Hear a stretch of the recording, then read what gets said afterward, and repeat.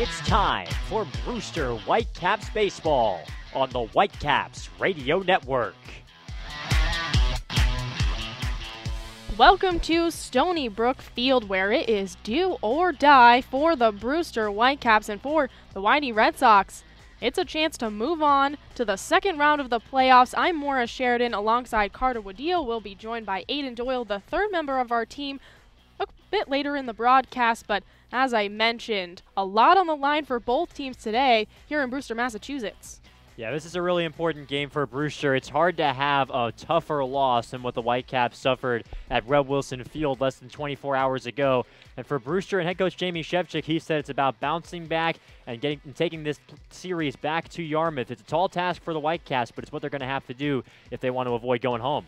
Yesterday, Whitey pulled off an 8-5 win. It was 5-3 going into the bottom of the ninth inning, and Whitey just worked their way back into the game, tied it up, and then a 3-run walk-off homer for Carlos Cortez. Kind of dashed a lot of feelings for the Brewster Whitecaps. It was a very tough one for them to watch. I remember talking to Mickey Gasper after the game, and he was pretty upset that they celebrated right in front of them, so I asked him about the revenge factor. He's, a classy guy, not going to talk to me about that on air, but the feeling in the dugout is that they want to get revenge on this Whitey team after just such a heartbreaking loss yesterday. Yeah, and that can be used as good motivation in a playoff series. We saw maybe a little bit of bad blood between these two teams as that game was developing yesterday, and it kind of adds to an already really tense atmosphere when the home team is trying to avoid elimination. So it should make for some great baseball. Such a tough loss. If you're Jamie Shevchik, what's your message to your team or to kind of erase that from their mind going into today's matchup? I think you got to think about how it's baseball and things can turn around on a dime. I mean, if Brewster is able to pull out a walk-off victory in this ball game, we're talking about how YD needs to be able to get off the mat, and I think that's what the Whitecaps should have their sights set on. They want to flip the script, turn the tables, so that when we're going into Game 3 tomorrow, Brewster can kind of be in that driver's seat with the momentum. That's what they have to be thinking about. The Whitecaps are at home, so it's the Red Sox who will be batting first. I'll get you started on that lineup for the Whitey Red Sox. Leading off is Nico Horner. He's at second base. In the 2 spot, it's going to be Kyle Isbell. He'll be out in center field. Batting in the 3 spot, it's Carlos Cortez, the guy responsible for all that Brewster heartbreak yesterday. He'll be in left field. In the 4 spot, it's going to be Carter Ferris, and he'll be the designated hitter today for the Red Sox. Batting 5th, it's going to be Alfonso Rivas, who will be over at first base today. In the 6th spot, it's going to be Luke Miller over in right field. In the 7th spot, it's going to be Connor Kaiser. He'll be at short for the Red Sox. Batting 8th, it's going to be Christian Koss, and he'll be at third. And then batting 9th and rounding everything off for the Red Sox is going to be Darren Trainer, and he'll be also behind the plate for YD. It's really the exact same lineup, just a couple of movements in terms of where they're batting for this Whitey Red Sox team. Yeah, there's a lot of weapons in here, and it starts off with the man at the top of the lineup card, Nico Horner, one of the tougher outs you're going to find on the Cape. Even in this Whitey lineup that's loaded with great bats, he's probably one of the more scary ones for Jamie Shevchik, and the Whitecaps yesterday had an RBI double, went 1 for 4, and hit an even 300 in the regular season. He's a guy who can have a little bit more pop than you might expect and the requisite speed and on-base ability of a leadoff hitter. He's very difficult to stop.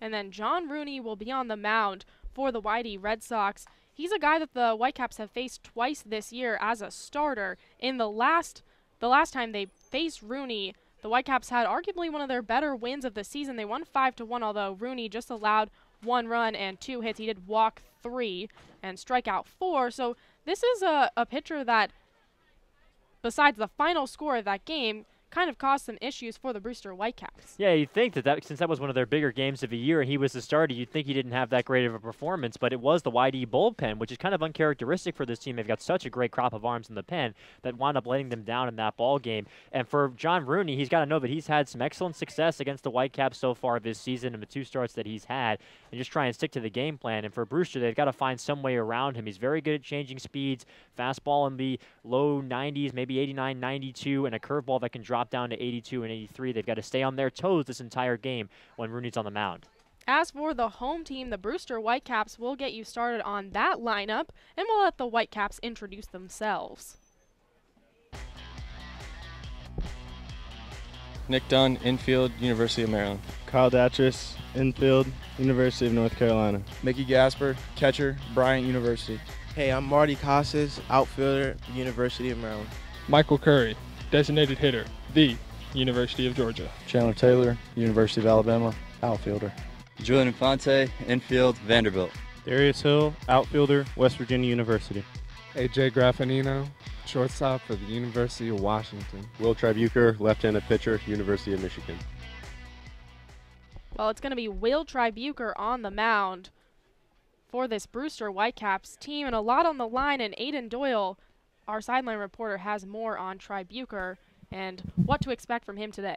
Thanks, Moore. Well, Will Tribuker in the regular season appeared in 11 games, 3 of them starts, went 1-2 with a 4.1 ERA, but he seemed to find a pretty good amount of success against these YD Red Sox. His last outing, which was a start back on July 30th, just a week ago, went 6 innings, gave up just 3 hits, only 1 earned run, and struck out 7. That was certainly his best outing of the year, picked up his only win of the season. So when I talked to Coach Shevchik, I said, how can he replicate that here today in the biggest game of the year for the Brewster Whitecaps? He said it's all about fastball command for Tribuker. If you look at that start, yes, he was great, but he still walked 5 batters. He walked 20 in 26 and a third innings this year. It's a matter of commanding that fastball, which then can set up his off-speed pitches, which can really fool hitters out of that deceptive 3/4 arm slot. So if you're looking for something from Tribuker today, check out early how he's commanding that fastball. Back to you guys. Thanks so much, Aiden. And some other changes in the Whitecaps lineup. They don't have quite the same one as yesterday. Julian Infante is back at first, and Darius Hill is going to be in left field. Marty Koch is moving to center. Hunter Bishop was out there yesterday. He was the only Whitecap in the starting lineup that didn't register a hit.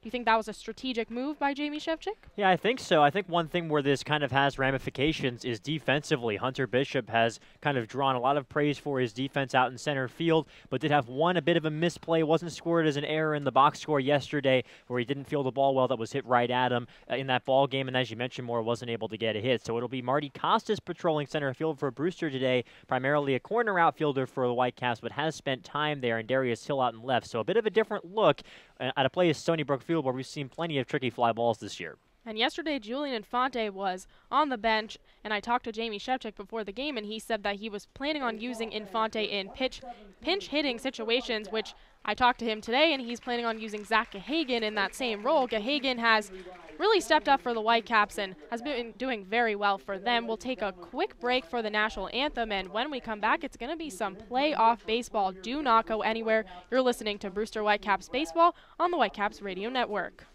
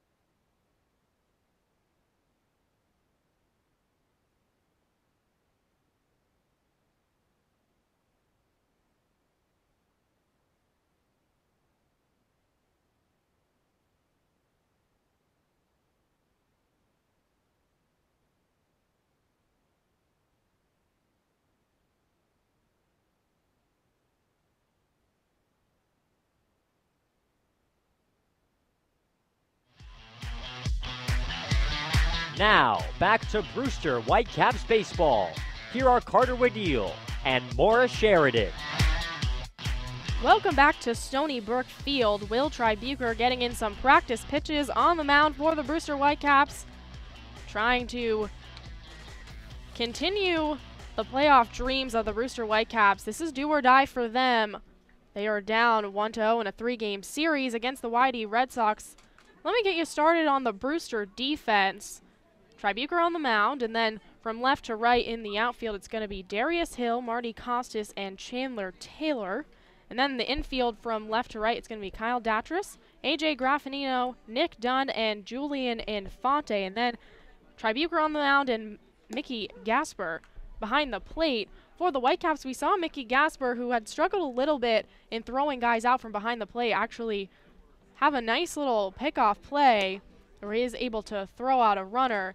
Moving to second yesterday, kind of did it all for the Whitecaps. Also had a huge day at the plate with 2 stand-up doubles.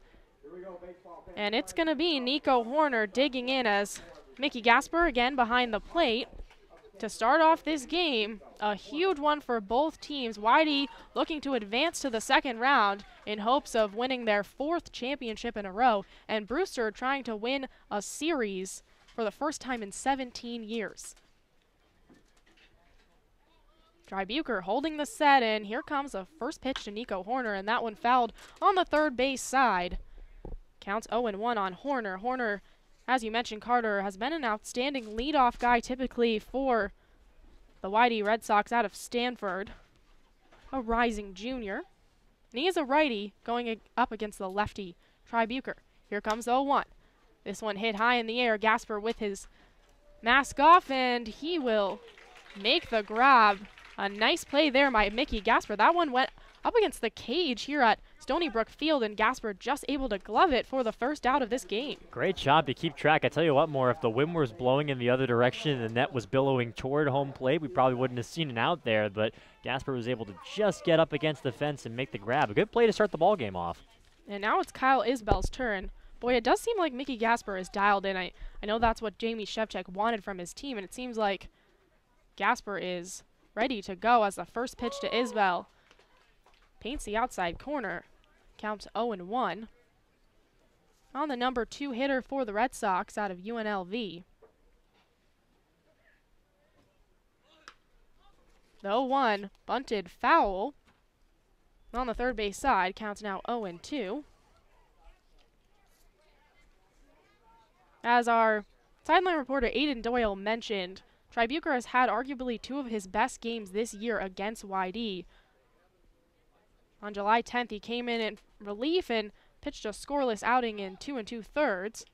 As the 0-2 from Tribuker drops in for a called strike. Tribuker gets his first strikeout with a nice breaking ball, and Isbell goes down. That was a terrific breaking ball from Tribuker, and it's just like Aiden was saying, Maura, when you set up with a fastball early, you can throw what you want later in the at-bat. Had him ahead 0-2 and was able to just slide that in on the inside corner. Terrific pitch. And now he'll face Carlos Cortez. The first pitch to Cortez is just a little low, moves the count to 1-0 on Cortez. Cortez walked out and got a big applause from the YD fans that are here at Stony Brook Field. Again, the hero of last night's game, but nobody on for him right now as he'll foul one off on the third base side. Counts 1-1. And there is 2 outs and no score here in Brewster, Mass. Cortez, as we talked about in the pregame show, had a 3-run shot, a walk-off homer that led to YD taking the first of this playoff series as next pitch from Tribuker misses down low. Counts now 2-1. Cortez out of South Carolina.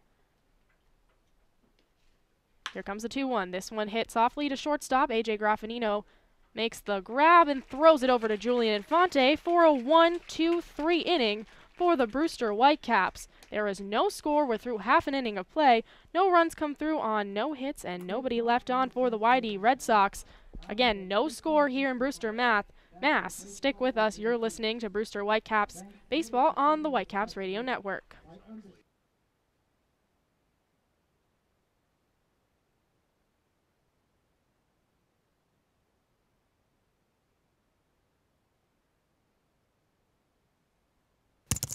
Do you know what that sound is? That's your new digital marketing department. And that'll be your new web designer. And that's Haibu, where these experts are joined by many more, from web designers to search marketing specialists who work hard to get your business noticed online and on mobile. Best of all, Haibu can do it all for you, or give you the tools to do it yourself. To find out more, go to haibu.com. That's HIBU.com. Or call 855-464-HIBU. Oh, that'll be your next new customer. Haibu, made for business.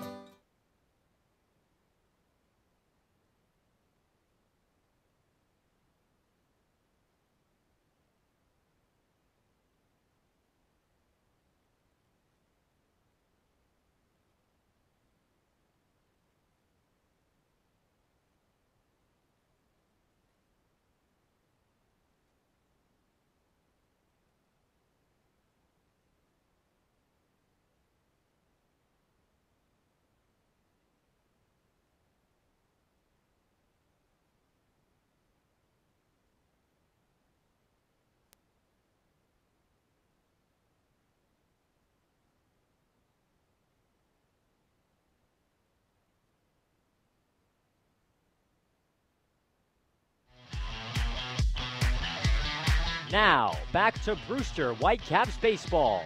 Here are Carter Wadil and Maura Sheridan.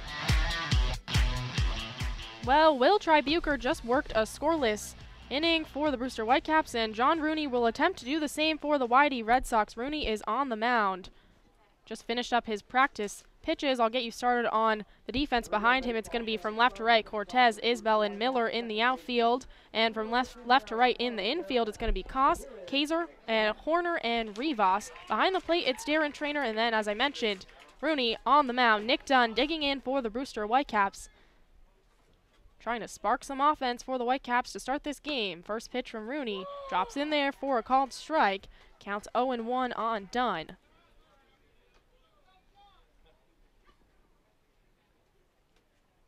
Rooney holds set. Here comes 0-1. This one bounces right in front of Darren Trainer. Counts 1-1 on Nick Dunn. Dunn, we talked about so many times this year, really stepped up for the Brewster Whitecaps as the season went on, batting .333 with a .424 on-base percentage. Here comes the 1-1. That one misses just outside. Counts 2-1. Whitey fans that are here at Stony Brook Field not happy with that call from Rick Del Vecchio behind the plate. But the count's 2-1. Here comes the 2-1 pitch. This one fouled off by Dunn on the third base side. Count moves to 2-2 on the Pennsylvania native.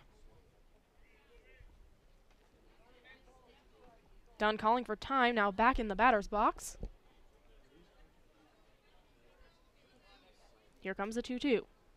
This one again fouled off hard by Nick Dunn on the third base side. It almost hit Kyle Datris, who's waiting on deck for the Whitecaps.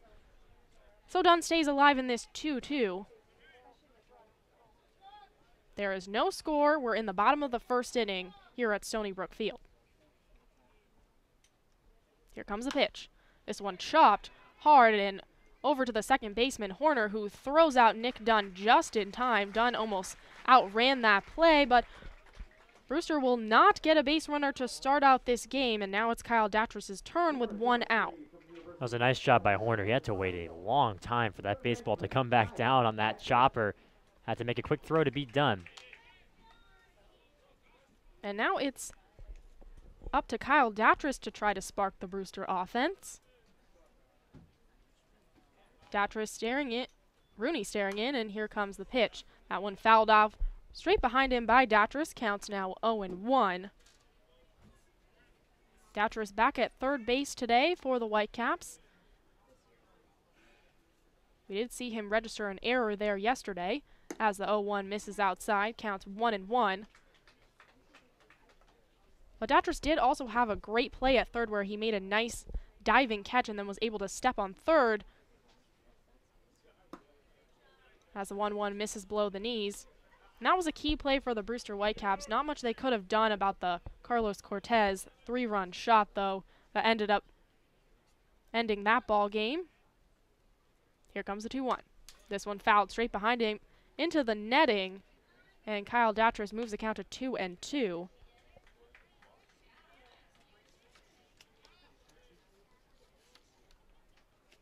Datras fixing his batting gloves now, takes a deep breath and steps back into the batter's box. And here comes the 2-2. That one misses below the knees. Counts now full on Kyle Datras, the number 2 hitter for Brewster, trying to get their first base runner of this ball game. Here comes the payoff pitch. This one hit high, and moving in is the center fielder, and he will get under it. Kyle Isbell makes the catch, and that retires the first 2 batters for John Rooney. And that's the part of the ballpark that's going to be pretty tricky to navigate. Right now it seems like it's not too sunny out there, but partly cloudy skies today. We could see some sun come out into right center field. That's where it's been pretty tricky in the hours of like 5, 6 o'clock for folks this season here in Brewster. First pitch from Rooney into Mickey Gasper, a breaking ball that drops in for a strike. Counts now 0-1 on Gasper. Gasper really the offensive player of the game for the Whitecaps yesterday.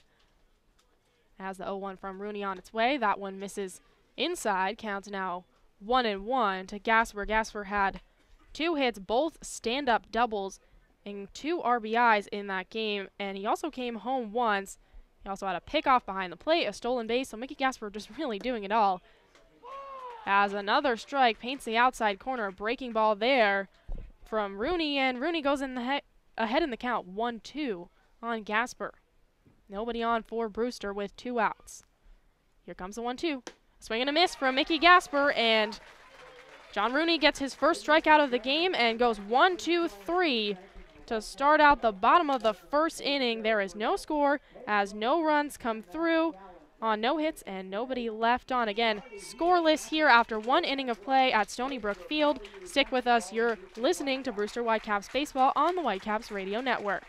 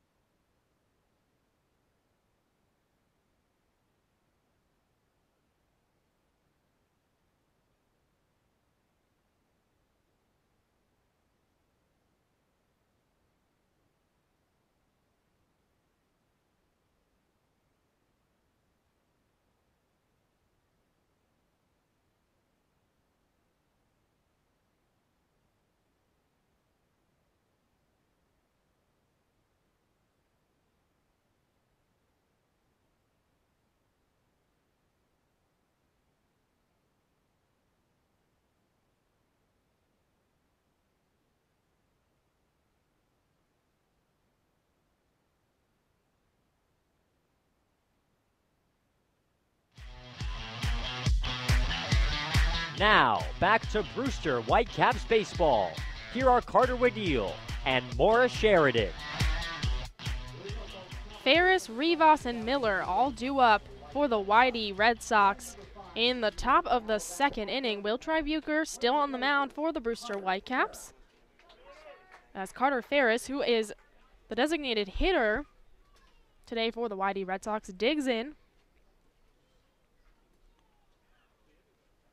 And here comes the first pitch from Tribuker. This one chopped to AJ Graffinino at short. A throw to Julian Infante is low, but Infante makes that catch and gets out. Carter Ferris, who almost had that throw beat. It was a bit of a slow throw from AJ Graffinino, a little low, and so Julian Infante had to stretch out and make a very nice play by the first baseman for the Brewster Whitecaps to retire the first batter in this top of the second inning. Yeah, it sure looked like Graffinino was maybe a little bit on his back foot there, had to move one way and throw another, which is always tricky. And Infante, it seems like every day he's at first base, he makes a play like that to help his team getting out. Now it's Alfonso Rivas up to bat as he shows bunt. But that one in for a ball, so the count moves to 1-0 on Rivas. Rivas out of Chula Vista.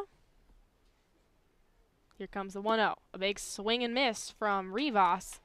Count moves to 1-1. Rivas had a great year for Arizona this year. A .371 average and a .483 on-base percentage for Alfonso Rivas III. Here comes the 1-1. This misses below the knees. Counts now 2-1 on Rivas, who's teammates with Nick Quintana, who also plays for the YD Red Sox. We saw Quintana come in to the game about halfway through, towards the end of the game in that big 8-5 win for YD, as Rivas hits one high to left field. Darius Hill on the move, and he'll make the grab. Had to almost basket catch that one, but it is an out, and that is 5 retired batters for Will Tribuker in this game. It seemed like Darius Hill might have misjudged that one a little bit. Not a ton of wind to talk about today. The big old flag in center field is hanging limp at the moment, but he'll have to range almost to the foul line to, as you said, more kind of basket catch it. And now it's Luke Miller's turn. Miller had a bit of a conversation, maybe a little bit of a heated one, with Tony Losi, who was on the mound yesterday. The two of them kind of jawing at each other as Hill hit one high into center field. Marty Costas moving in and makes the grab, and that's 6 up, 6 down for Will Tribuker and the Brewster Whitecaps. They are out to a good start here, but again, there's no score. We're moving into the bottom of the second inning. Stick with us. You're listening to Brewster Whitecaps Baseball on the Whitecaps Radio Network.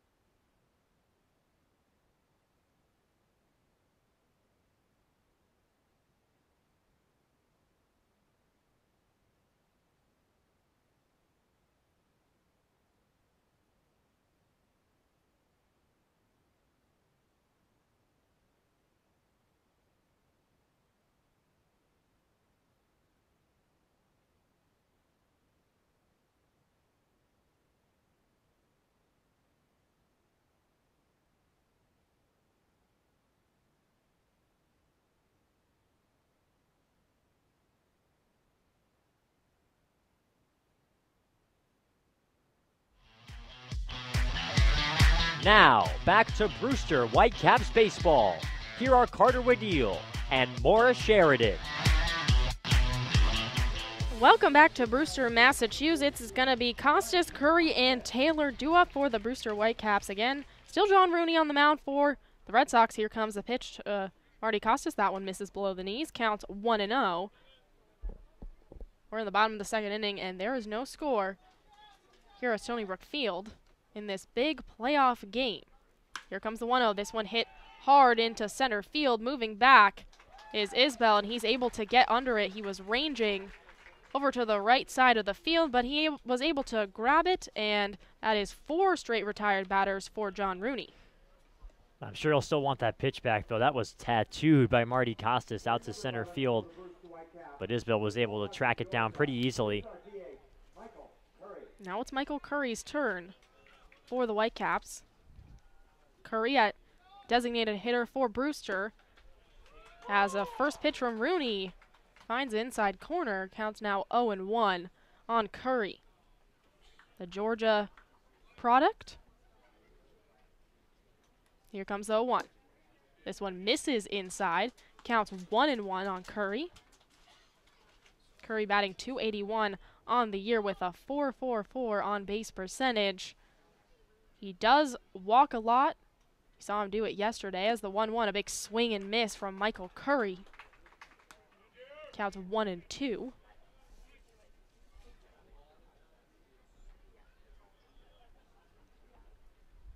Curry calling for time, now digging in.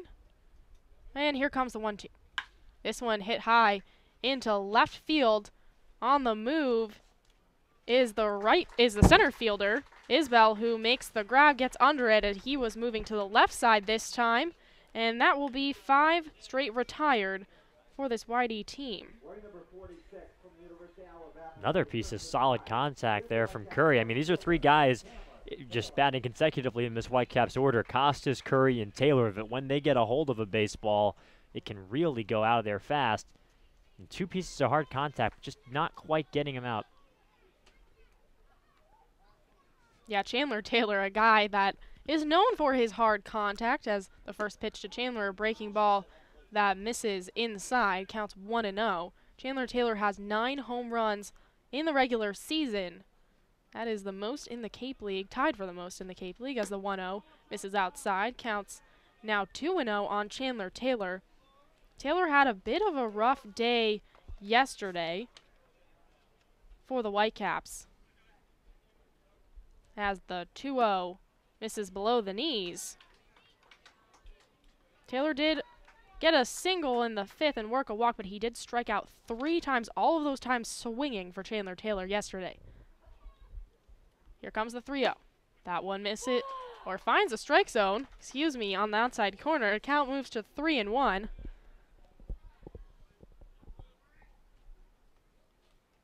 Rooney with the pitch, and this one hit and will hit off of Nico Horner, the second baseman, and Chandler Taylor will get to first safely. We'll see how that scored. Nico Horner just tried to backhand that one. That is scored a hit, as it was a very hard hit ball that almost found the gap between second and short. But Horner was on the move, tried to backhand it, and just went off his glove over into center field toward Kyle Isbell. So Chandler Taylor is the first base runner for the Brewster Whitecaps, and now it's Julian Infante's turn with 2 outs and a runner on first.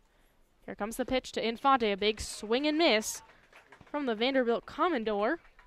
Counts 0-1. Tell you what, we have seen some awesome breaking balls from both pitchers so far. Tribuker and Rooney fooling Infante with an opening bender there. Rooney staring in, not wasting a lot of time on the mound today, moving very quickly is Rooney, as he will check over at Chandler Taylor, who's able to get back to the bag standing up. Counts 0-1. Although both pitchers moving pretty quickly, because until now there hasn't been a base runner for either team. But again, Chandler Taylor at first. Rooney looking over at Taylor. Here comes the 0-1. Big swing and a miss again from Julian Infante. Another breaking ball that finds the inside corner. Just got Julian Infante to chase that one, and he quickly goes behind in the count 0-2.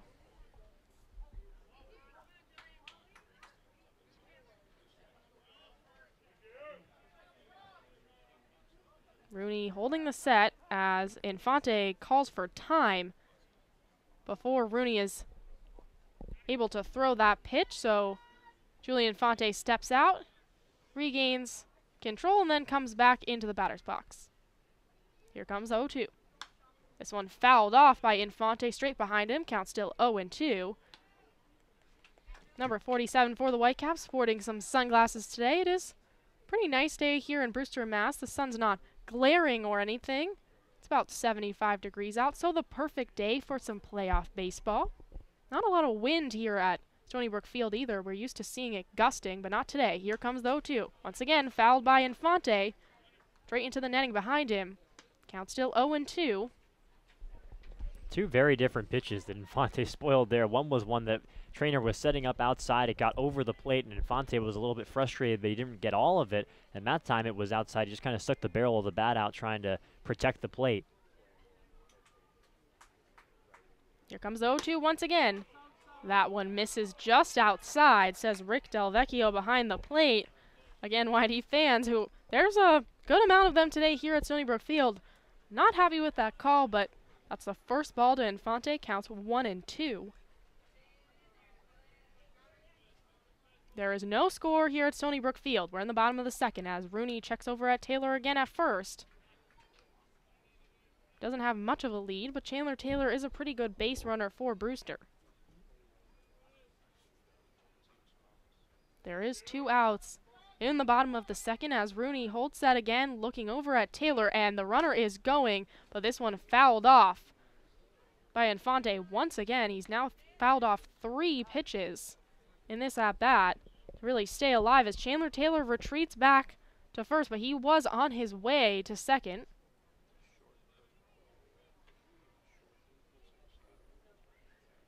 1 ball, 2 strikes. Julian Infante up to bat for the Whitecaps.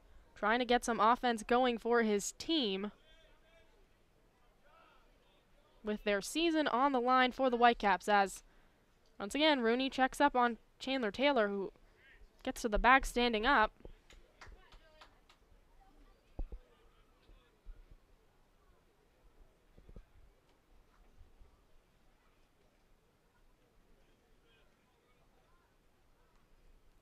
And once again, Rooney will check up on Chandler Taylor. Pretty worried about Chandler Taylor over there is Rooney. Again, the first base runner that he has seen all game today. We saw him working very, very quickly before this at bat, and this has been a bit of a slow one. As the 1-2, a big swing and miss from Julian Infante.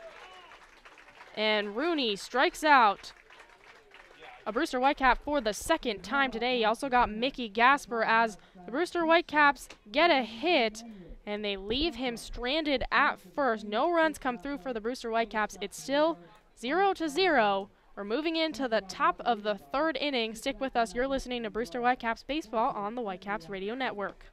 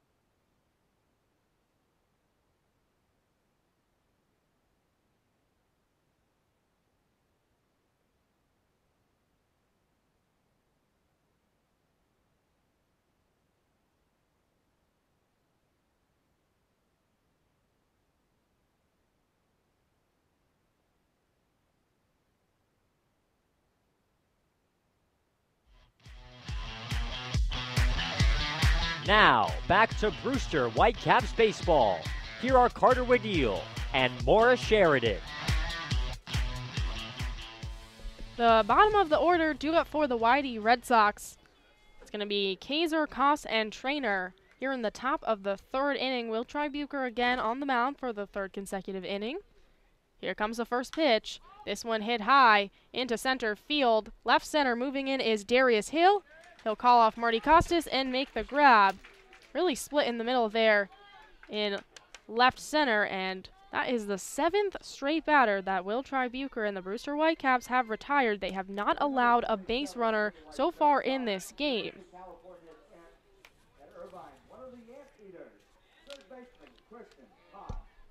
It's going to be Christian Koss up to bat now for the Red Sox. One of the Anteaters out of UC Irvine. Hails from Riverdale, California. First pitch from Tribuker misses up and away. Counts 1-0 on the 3rd baseman today for the Whitey Red Sox. Here comes the 1-0. This one fouled straight into the netting behind him by Koss. Counts 1-1. Will Tribuker has now thrown 13 strikes and only 5 balls in this game. Again, not a lot of pitchers by Tribuker that I'm sure Jamie Shevchik is happy about. Here comes the 1-1. This one misses outside. Counts now 2-1 on Koss. Here comes the 2-1. That one again misses outside. Counts 3-1.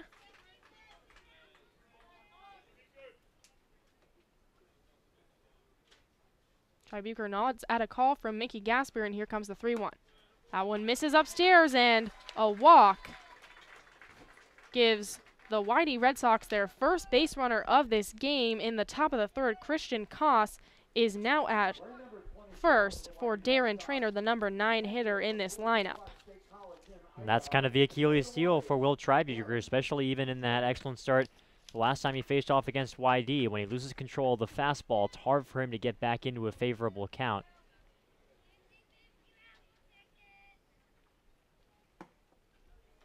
Tribuker misses down low. The count's now 1-0 against Trainer.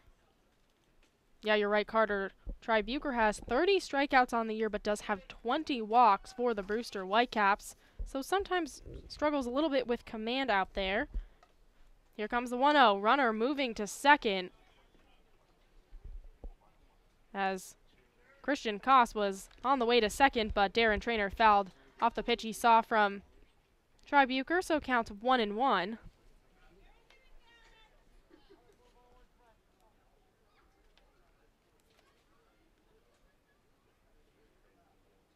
Bucher looking over at first as, once again, Darren Trainer fouls off a pitch, and the count's now 1-2.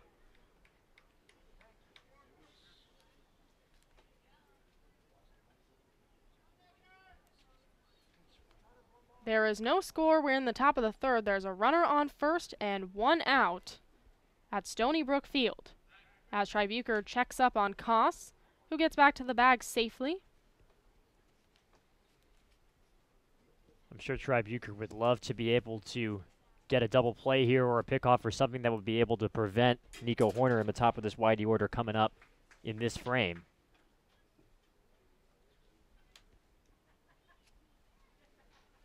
Once again, Will Bucher checks up on Koss over at first as the Brewster infield is moving in, hoping for that double play.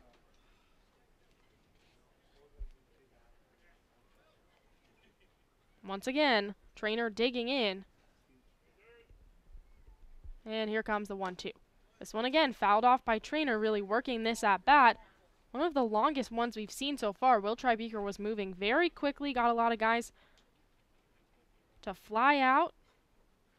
So far in this game, does have one strikeout. That was in the first inning against Kyle Isbell, the number 2 hitter. The 1-2. This one in the dirt. Mickey Gasper gets a hold of it and then kind of stares down Koss, at first. Counts now 2-2.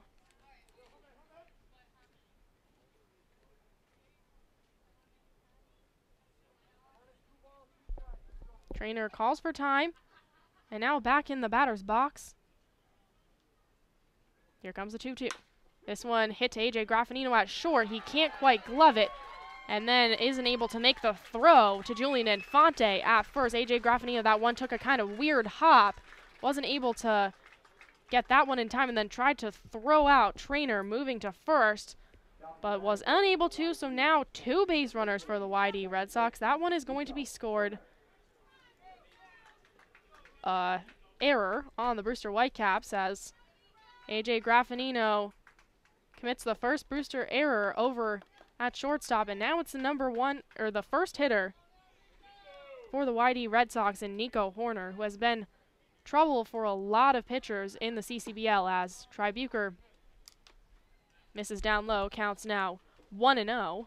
There is one out, but a runner in scoring position. The go-ahead run as there is no score in Brewster, Mass. As the 1-0 misses outside from Bucher. Counts now 2-0. That's tough for A.J. Graffinino because usually that action of pulling the baseball up from the dirt and getting it into his throwing hand, he's usually so quick and smooth with that. But as you said, more a tough hop, tried to backhand it and couldn't grab it. The 2-0 on its way. This one finds the strike zone. Counts now 2-1 on Nico Horner. Horner in his first at-bat hit a pop foul ball that Mickey Gasper was able to grab really right in front of us towards the right side, just behind home plate as Horner fouls off a pitch on the first base side. Counts 2-2 on the leadoff hitter for YD. Again, runners on first and second for the Red Sox.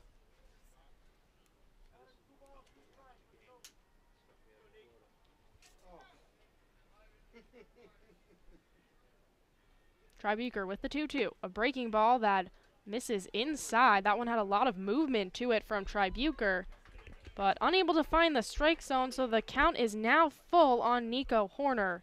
A chance to load the bases or perhaps do even more damage for Nico Horner. Bucher just trying to get out of this mini jam here in the top of the third inning. Tribuker checks over at second, just kind of stares down Koss, who's at second. Here comes the payoff pitch. This one hit to Nick Dunn. Over at second, flips it over to Graffinino, who throws it over to Julian Infante, and that's going to be a double play for the Brewster Whitecaps, a big double play for the Brewster Whitecaps. They avoid any runs coming in for the YD Red Sox. Were still scoreless after 2.5 innings of play here in Brewster, Massachusetts. Do not go anywhere. More playoff baseball on its way. You're listening to Brewster Whitecaps Baseball on the Whitecaps Radio Network.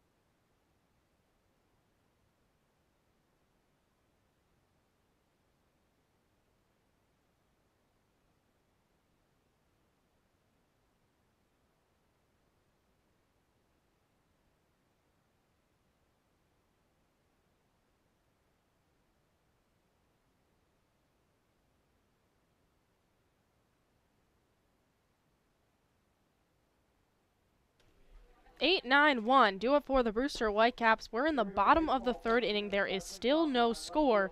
We just saw the Whitecaps get out of a little mini jam as Will Tribuker got Nico Horner to hit into a double play and avoid loading the bases in the top of the third. Again, no score as Rooney gets Darius Hill to check swing at the first pitch. Hill sees, so the count's now 0-1.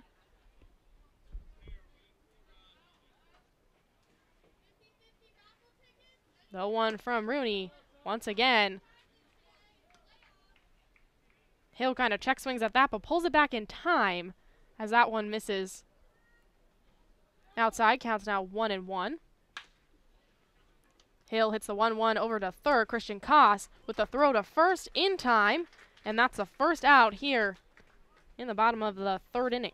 Does seem like this infield might be playing a little bit hard today. That was another kind of interesting hop that Christian Koss was able to deal with. Now he's looking over at the dirt as he smooths it over there by the third base side. So these infielders are going to have to stay alert.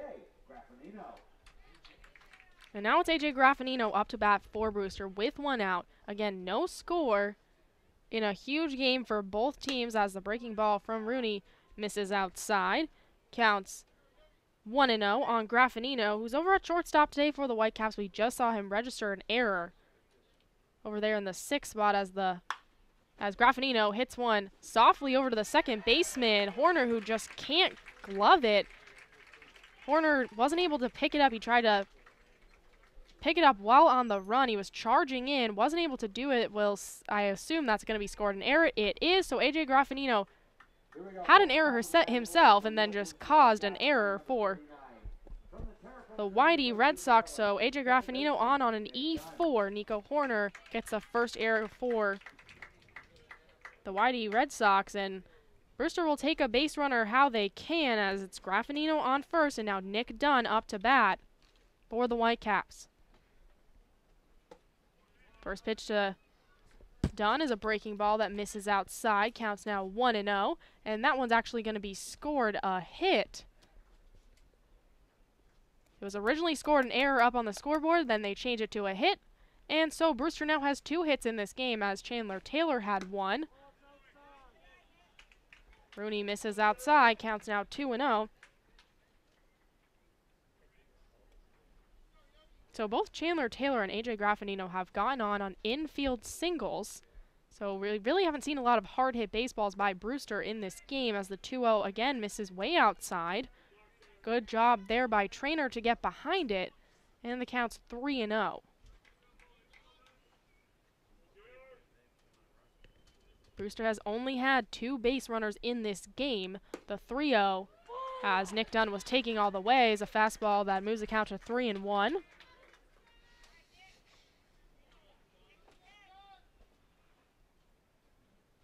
Rooney shaking off a couple of calls from Trainer, and here comes the 3-1.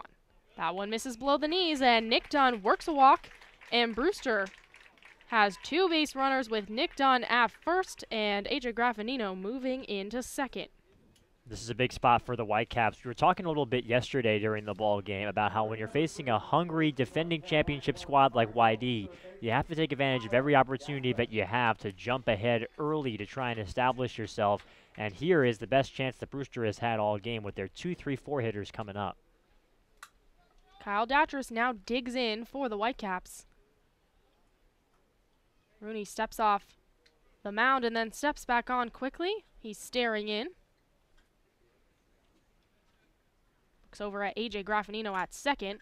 And here comes the first pitch to Datras. That one misses inside. Counts 1-0 on Kyle Datras. And as you said, Carter, they have to take advantage of this, and not just because this YD team is hungry, but also because one of the best closers in the Cape League, Riley McCauley, is still ready. He was going to go last night as a big swing and the miss there from Kyle Datras. He was warming up in the bullpen in case that game went into extras, but he never came in, obviously, because Carlos Cortez hit a walk-off homer, so he is available to go today, and he has stifled almost every offense in this Cape League, so Brewster wants to get ahead early here as the count is 1-1 on Kyle Datras. Here comes the pitch.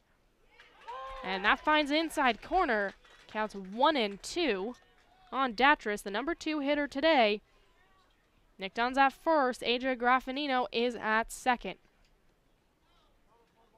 Datras takes his signature big breath.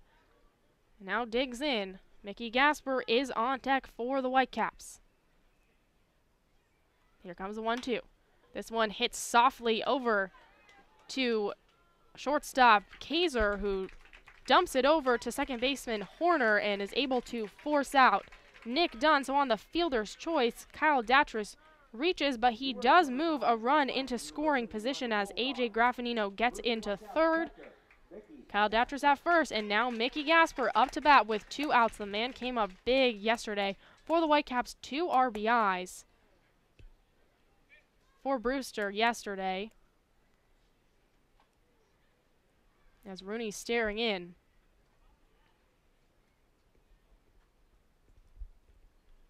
And here comes the pitch from Rooney. That one misses a little bit low to Mickey Gasper. Counts now 1-0. Gasper has the 4th best batting average in the Cape with .305. And he has just really been consistently amazing for the Whitecaps as Rooney checks over at Kyle Datras, who dives back to the bag. Datras over at first. Counts now, or remains 1-0 on Mickey Gasper. With speed on both first and third, very important that they keep Datras at bay. Here comes the 1-0. This one hit and finds the gap in between second and first, and Horner actually got a little piece of that on his glove and was able to glove it, but it doesn't matter because AJ Graffinino scores and Brewster goes up 1-0 as Mickey Gasper gets to first and Kyle Datras moved to second. That one looked like it was going to find the gap between first and second, but Horner was able to stop that one. Potentially more damage could have been done if Horner didn't. But it doesn't matter because Gasper's at first, Datras at second, and now Marty Costas up to bat. We talked about Mickey Gasper having 2 RBIs yesterday. Marty Costas also had 2 RBIs yesterday. Here comes the first pitch to Costas. That one misses outside, a breaking ball there from Rooney. Counts 1-0 on Marty Costas. We're in the bottom of the 3rd inning, and Brewster just took a 1-0 lead on YD.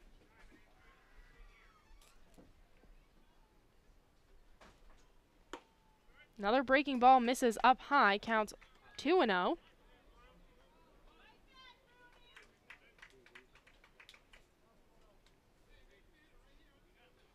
Costas taking a couple practice swings.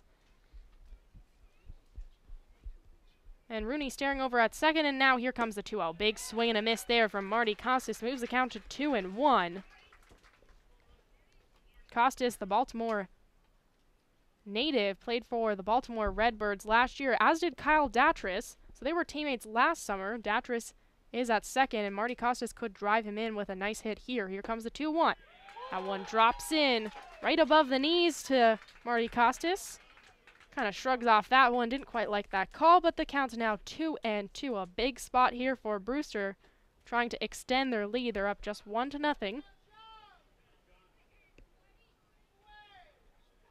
Rooney looking over at Datris, and here comes the 2-2. A big swing and a miss from Marty Costas, and he goes down via the strikeout, but Brewster does go up 1-0.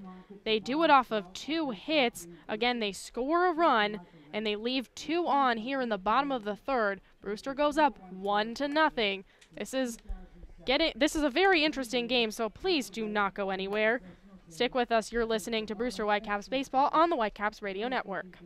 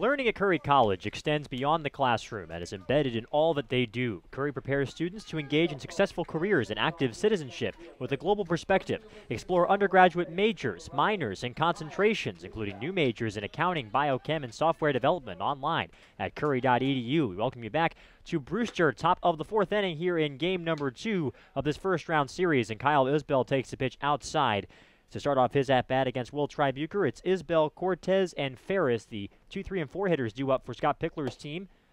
The 1-0 pitch misses just inside to make the count 2 balls and no strikes on Isbell. Isbell started his day by looking at a curveball for strike number 3 in the first inning. It's 1-0 Brewster here in the top of the 4th. 2-0.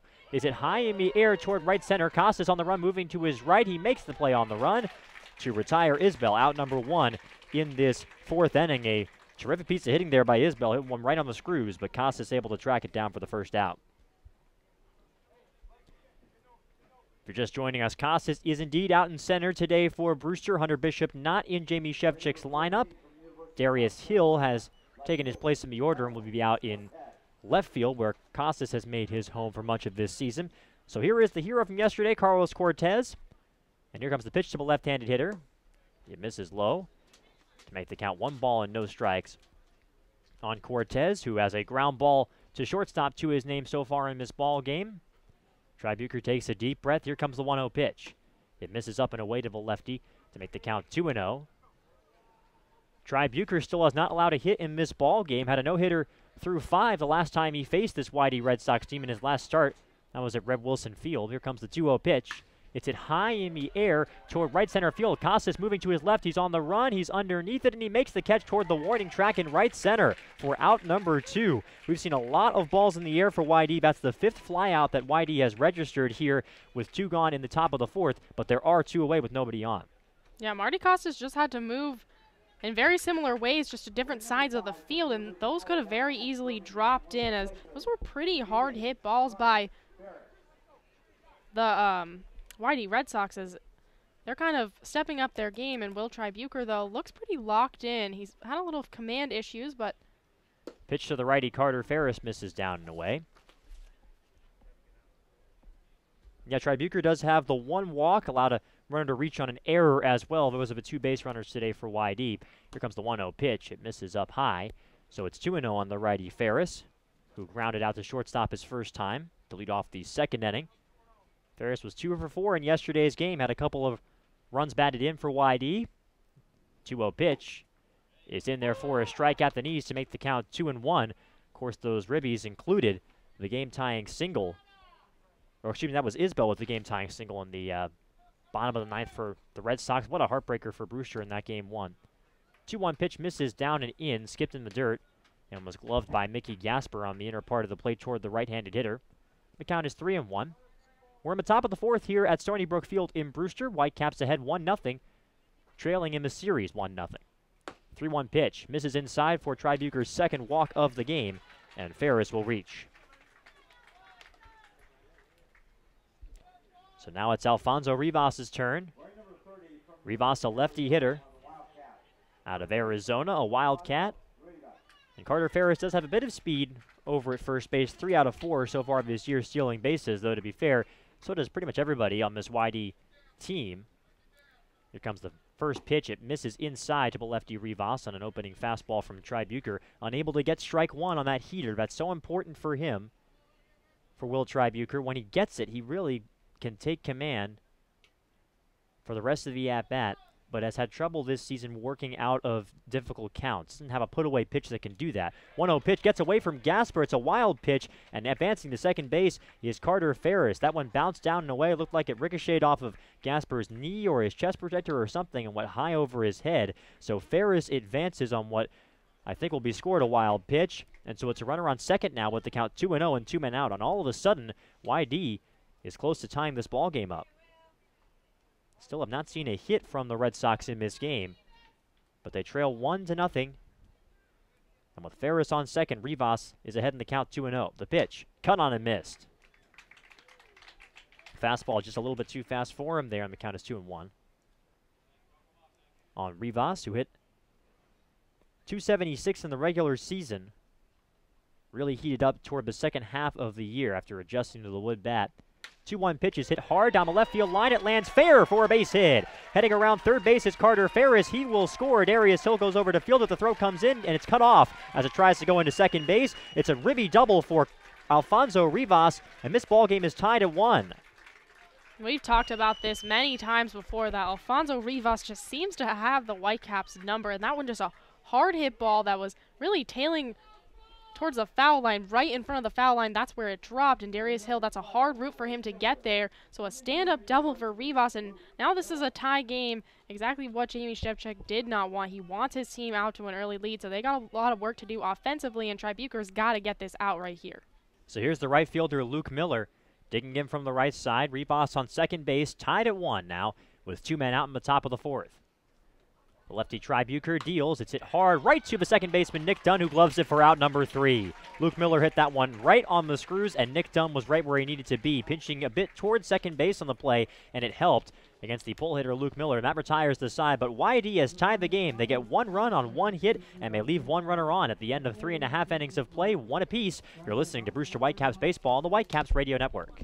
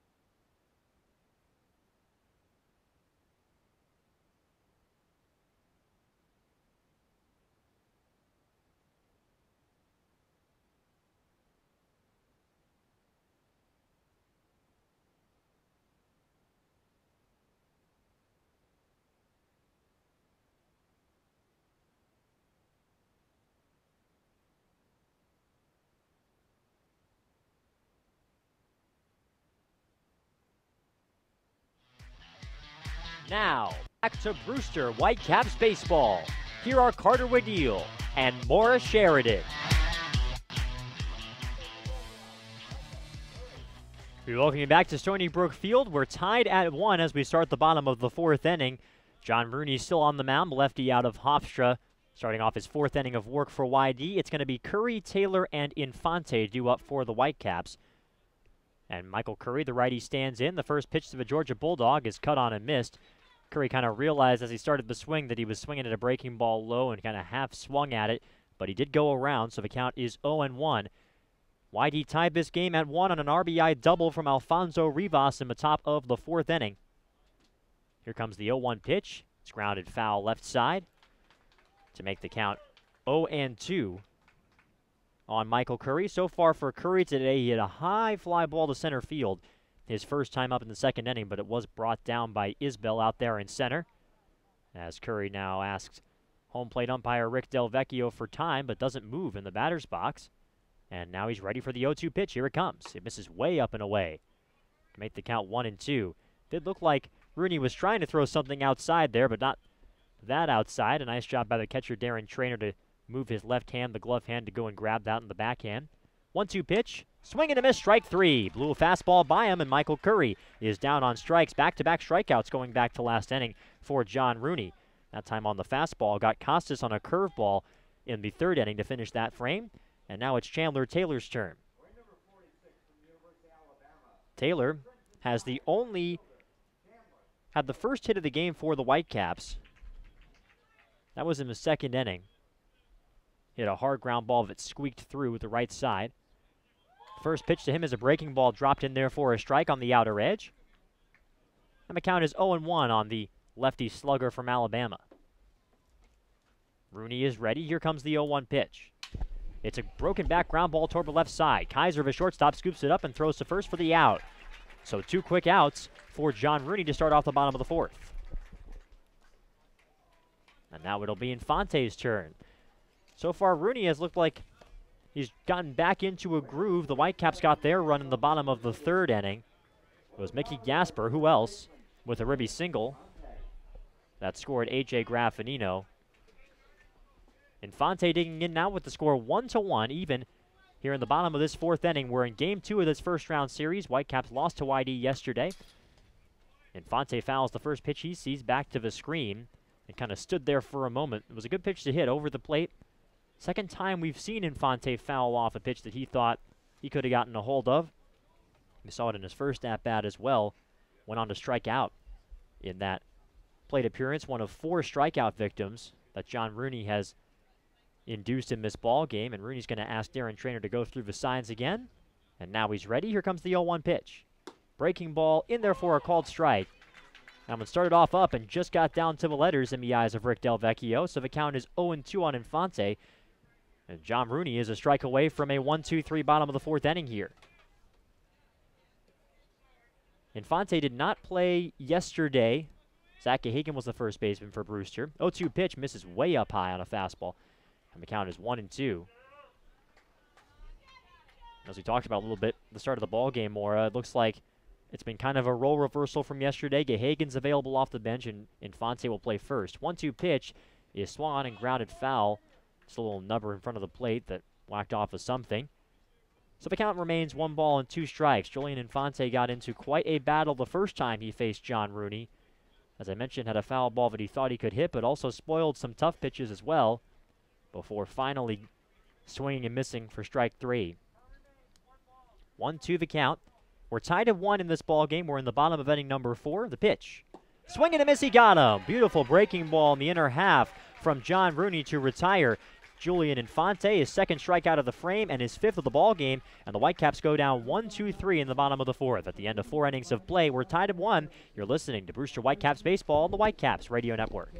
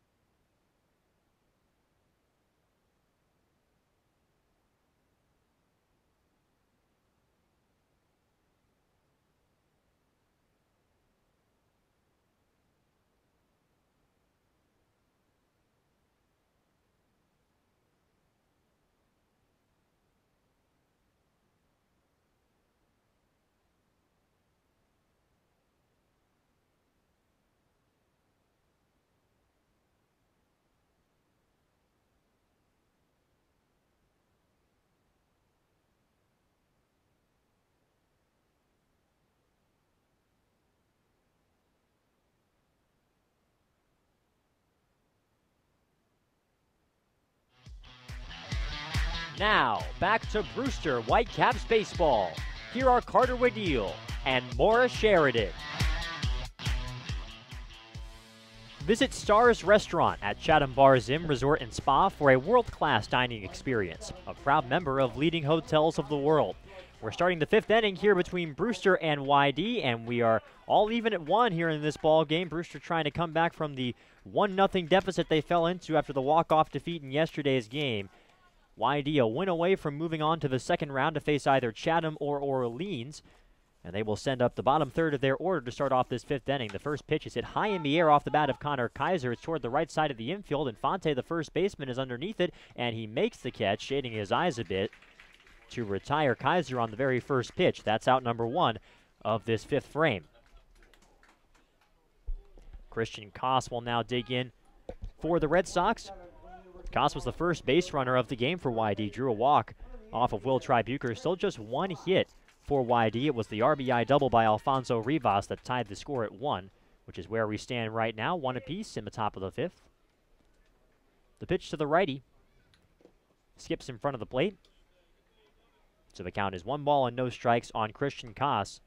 Brewster going up against history in this series, not just because YD is the 3-time defending champions of the Cape League, but Brewster has never beaten YD in a playoff series before.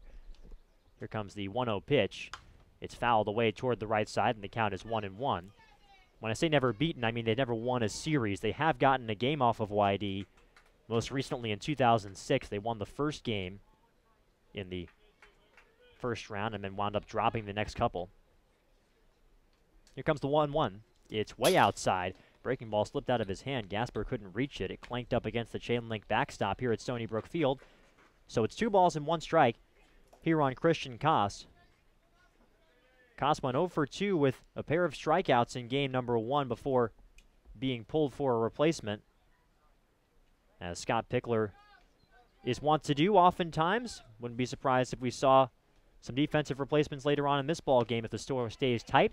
2-1 pitch is cut on and missed. So the count is 2-2. Nice action on that one from Tribuker, and Koss getting some encouragement from the YD fans here. We'll dig back in with the count even, 2 balls and 2 strikes. Here comes the 2-2 from the lefty Tribuker. It's grounded foul behind the plate, just got a piece.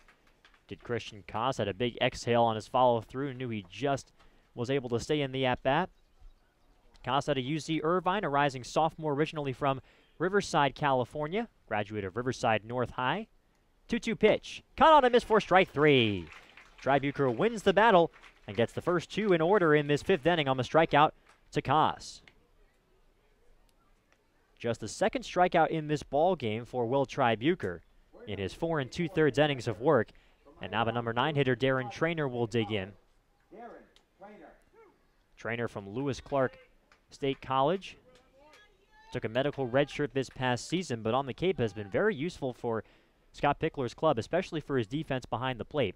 Pitch to the right-hander is in there for a called strike number 1. And the count is 0-1 on Trainer. Trainer reached on an error from A.J. Graffinino, the Whitecaps shortstop, his first time up. Later was doubled off at second base when Horner grounded into an inning-ending double play. 0-1 pitch. Hit on the ground to shortstop. Graffinino will field the slow roller and throw across. It's in time to retire beside. A bit of a high throw, but Infante collected it. And it's 1-2-3 go the Red Sox in the top of the 5th at the end of 4.5 innings of play, halfway through a regulation game. And we're still even at 1 here in game number 2 of this playoff series. You're listening to Brewster Whitecaps Baseball on the Whitecaps Radio Network.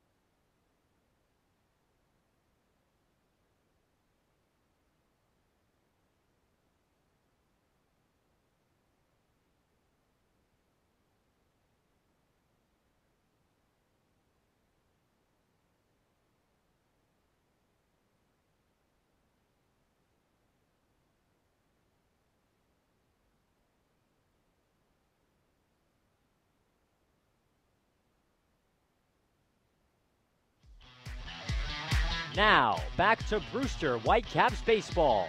Here are Carter Waddell and Maura Sheridan. Back here at Game 2 at Stony Brook Field, Whitecaps and Red Sox even at 1. We're starting the bottom of inning number 5. It's going to be the 8, 9, and 1 hitters due up for Brewster, starting off with Darius Hill. He'll be followed up by Graffinino, and on the top of the order, and Nick Dunn. For Brewster, Hill 0 for 1 with a ground ball to third base in this ball game, led off the third inning as well. Brewster scored their only run in that frame. The first pitch from John Rooney is a breaking ball for a called strike 1. The count is 0-1. Both Rooney and Tribuker have done a great job locating their breaking balls for the most part in this ball game. 0-1 pitch, breaking ball, hit hard through the middle. It's going to get into center field for a base hit. A terrific piece of hitting there from Darius Hill. I don't think he saw the breaking ball coming, but he stuck the bat out and grounded it right next to the second base bag and into center field for a leadoff single, just what Brewster needed here in the bottom of the 5th. Guys like Darius Hill and Zach Hagan, who are kind of the guys in the lineup in the playoffs that you don't expect too much out of. They've basically been in reserve positions all year, have really come up big for the Brewster Whitecaps in both games. Zach Hagan got a hit yesterday, and we just saw Darius Hill get a hit, and this is huge in a game that's 1-1 right now. So here is the lefty swinging Graffinino. The pitch to him is in there for a called strike up at the letters. The count is 0-1. Does seem like Rick Delvecchio has been given the high strikes so far in this ball game behind the plate. Delvecchio, the 2015 Curly Clement Award winner, as the best umpire on the Cape. He was behind the plate for the All-Star game back in late July. They're going to check the runner at first, and diving back in time is Hill. Throw nearly got away from the first baseman Rivas, but he was able to backhand it. So no harm, no foul for Whitey, and the count is still 0-1. We're in the bottom of the 5th inning of a tied game, 1 apiece here at Stony Brook Field, and the first pitch hits him. It hit Graffinino on the back, right above the jersey number 6, and he looks to be all right. He'll be heading to first base. A gasp from the crowd, though. That was kind of scary, but he looks like he has avoided major harm. First and second for Brewster with no one out. I'm sure Graffinino in a playoff game will be happy to gut it out, and for Brewster now, on the single from Hill and the hit by pitch of Graffinino, Nick Dunn is now digging in. Top of the order, due up. First and second, nobody out. Just what you need for Brewster when you're trying to break a tie game. We're even at 1 in the bottom of inning number 5. Graffinino at first base and Hill at second. And here comes the first pitch to the lefty, Dunn. It's hit hard in the left center field. Moving over to his right is Isbell. He can't get to it. It's a one-hopper for a base hit. Heading around third base is Darius Hill. The throw comes in from the cutoff man, and it is not in time. It gets away from Trainer, and the runners will move up an extra base.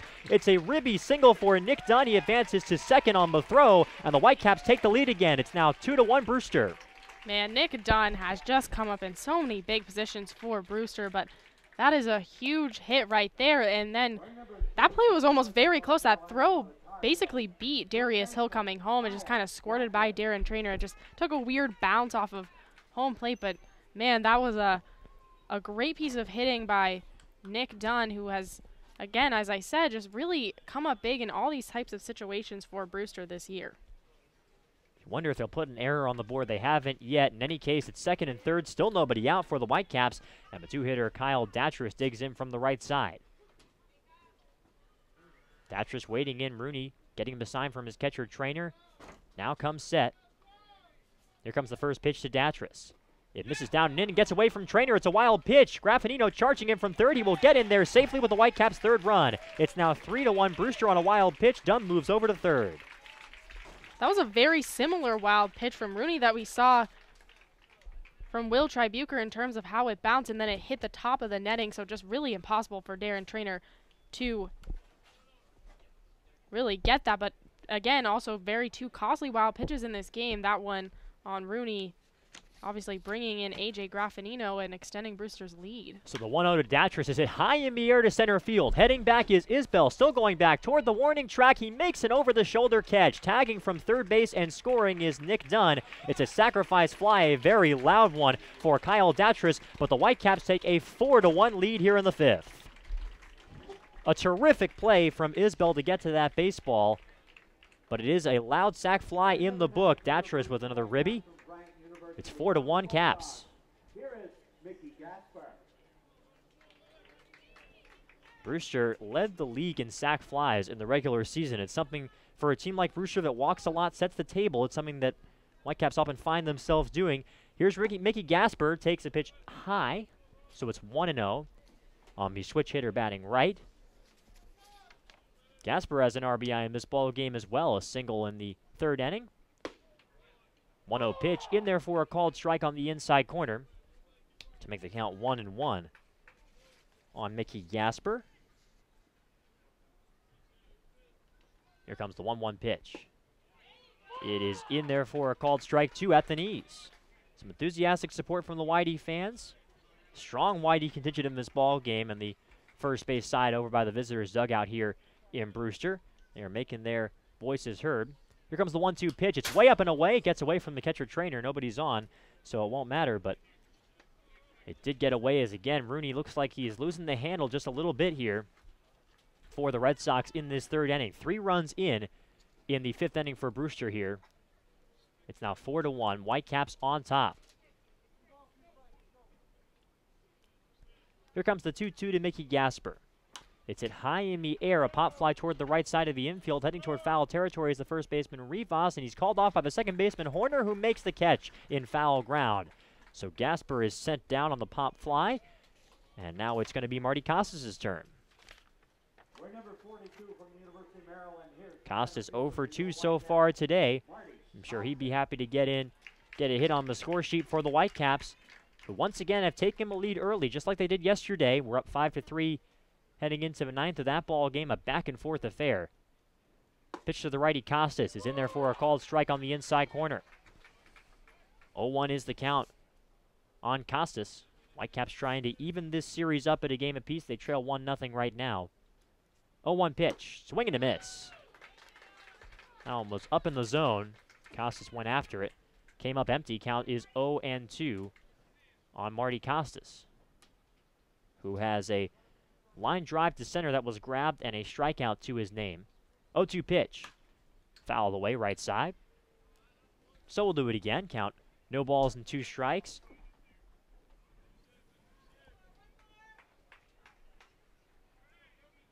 A wild pitch, a ribby single from Dunn, and a sac fly from Datris, accounting for the 3 runs in this ball game. Costas fouls the 0-2 pitch back, so we'll do it again. Whitecaps 4, Whitey 1. Bottom of the 5th inning with 3 runs in the frame for Brewster. Jamie Shevchik is always a guy who will talk about the importance of getting ahead early in ball games. 0-2 pitch is hit high in the air to center field. Isbell, the center fielder, moves to his right, now camps underneath it and makes the catch to retire his side. But Brewster does get 3 runs in this frame. They get them on 2 hits, and they don't leave anybody on. At the end of 5 innings of play, the Whitecaps lead 4-1. You're listening to Whitecaps Baseball on the Whitecaps Radio Network.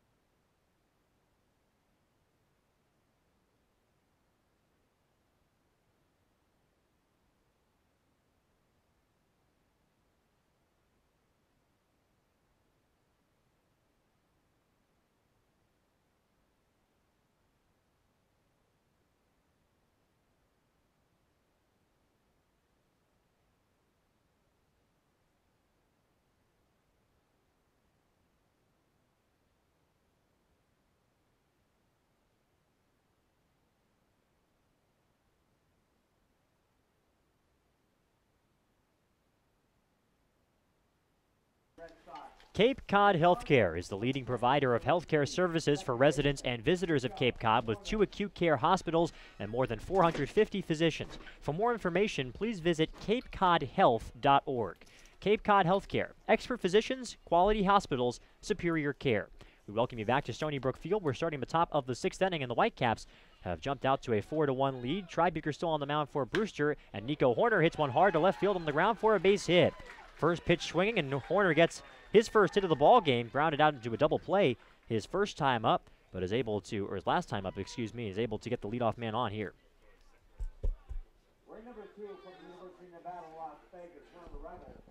And now the two-hitter, Kyle Isbell, will dig in for YD.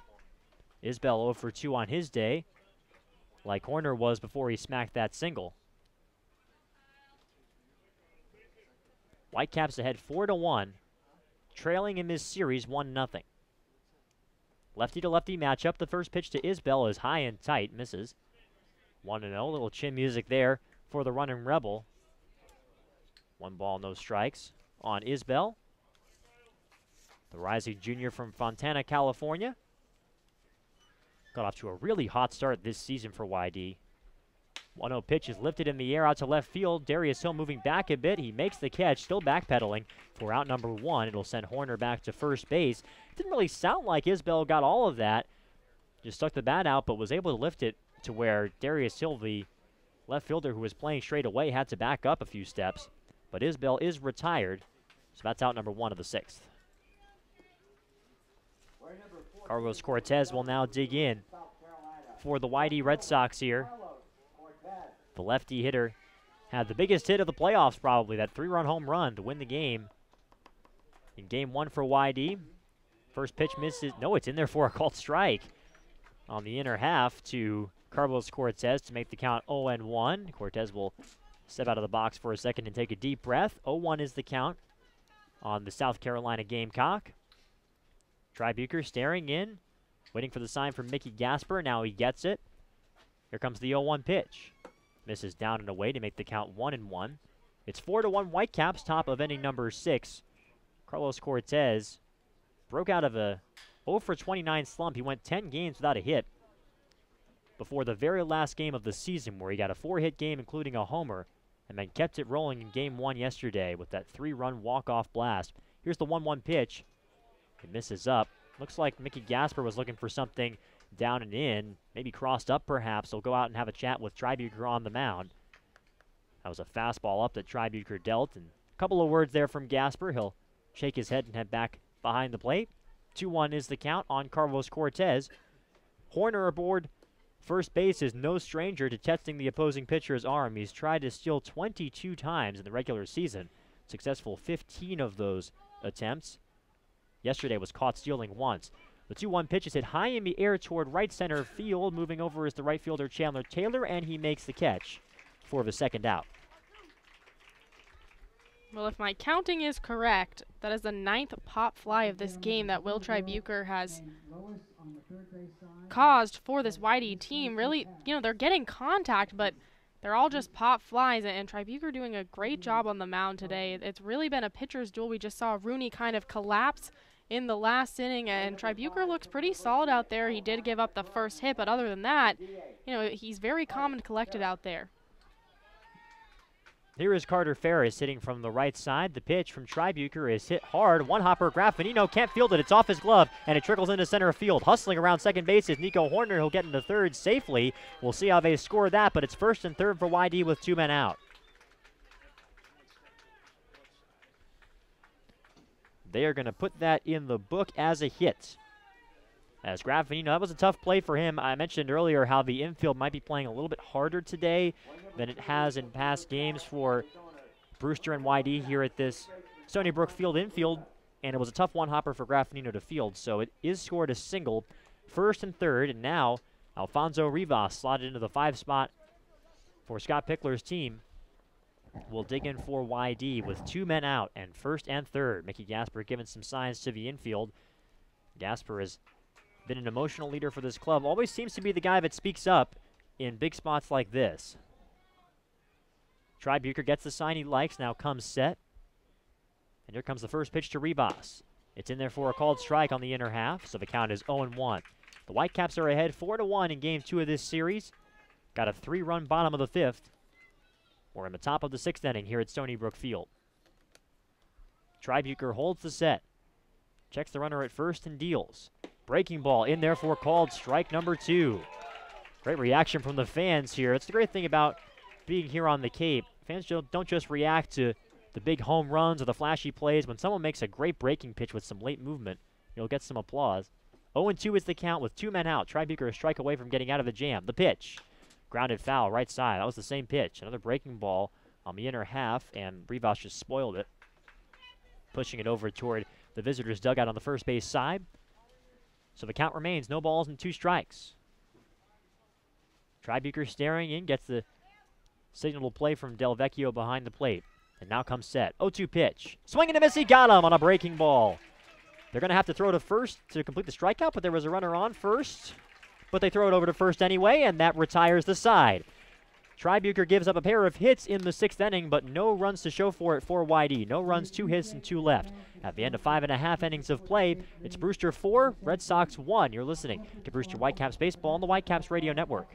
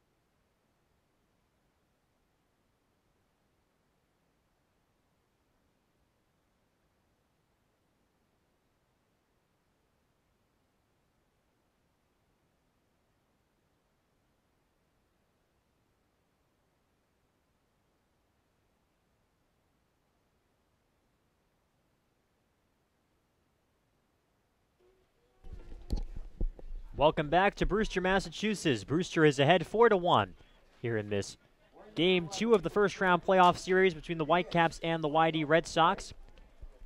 Bottom of the 6th inning about to get underway with Curry, Taylor, and Infante due up for Brewster. Here comes the first pitch to the righty Curry from Rooney, and it's in there for a called strike at the knees. Curry kind of gave a look over toward the home dugout after hearing that strike call from Rick Del Vecchio, who has been a pitcher's ump so far in this ball game.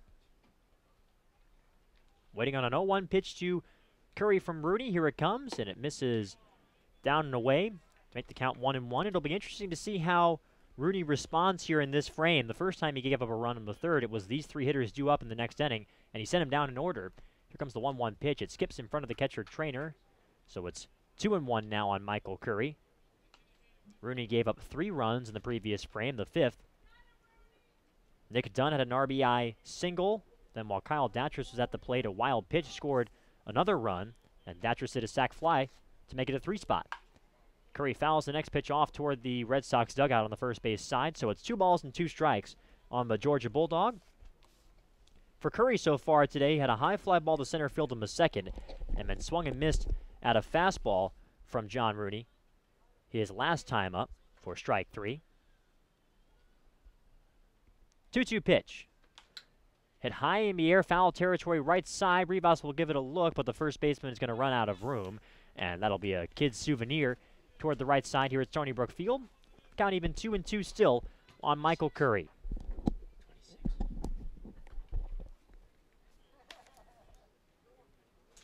Curry back in the lineup at the DH spot for Brewster. Went 1 for 3 with the strikeout in yesterday's Game 1. Here's the 2-2 pitch. Foul back once again. And Curry stays alive. Count still 2 balls and 2 strikes. Brewster is ahead 4-1 here in the bottom of the 6th inning. The sun seems to have come out just a little bit here at Stony Brook Field. We've got one of those thin layers of cloud cover here today. 2-2 pitches hit high in the air toward right center field. It's playable out there. The right fielder is underneath it, and he will make the grab. Will Miller in right center field calling off the center fielder Isbell to retire Curry. That's out number 1 of the bottom of the 6th.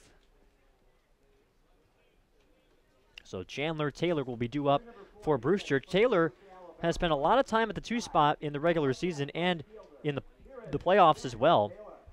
Hit second and played right field in yesterday's game. Had a pretty decent day at the plate. He reached base twice, including a single, but did go down on strikes 3 times. And the pitch to the Whitecaps' 6th hitter today is cut on and missed. That one was diving down and away to the lefty hitter. And Taylor did his best to just try and make some contact, but couldn't do it. And now Trainer's going to run out and have a chat with Rooney on the mound.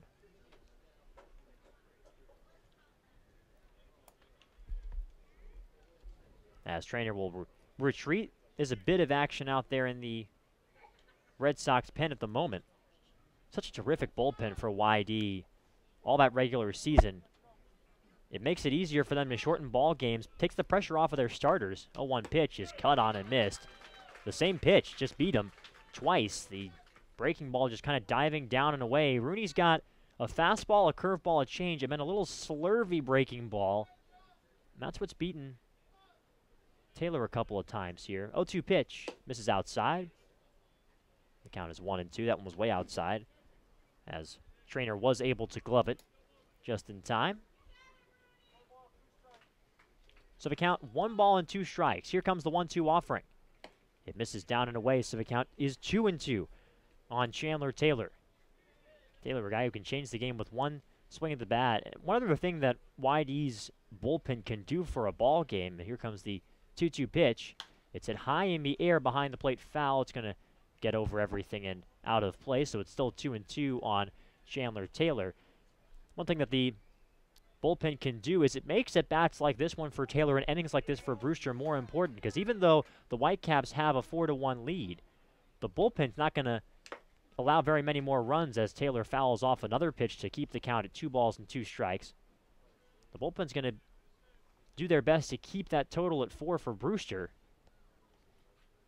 So for the Whitecaps, it's important to get insurance runs whenever they can, because YD's offense is so terrific. 2-2 is the count.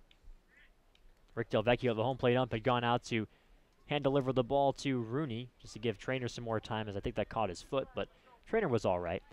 So he hustled back behind the plate, did the home plate ump. Here comes the 2-2 pitch to Taylor. Breaking ball in there, called strike 3 at the letters. And Chandler Taylor is down on strikes. First strikeout for Taylor in this ball game, and the second out of this bottom of the 6th inning. That high strike up at the letters has definitely been the pitch that has seen more glares at Rick Del Vecchio from hitters in this ball game. Scott Pickler, the manager, will come out and have a chat with his hurler Rooney, and he's going to take the ball. Rooney high-fiving his teammates. His day is done. YD's calling on a fresh right-hander out of the pen. We'll give you a little bit more on him when we come back after this. The Whitecaps are ahead 4-1 here in the bottom of the 6th inning with 2 outs and nobody on. This is Brewster Whitecaps Baseball on the Whitecaps Radio Network.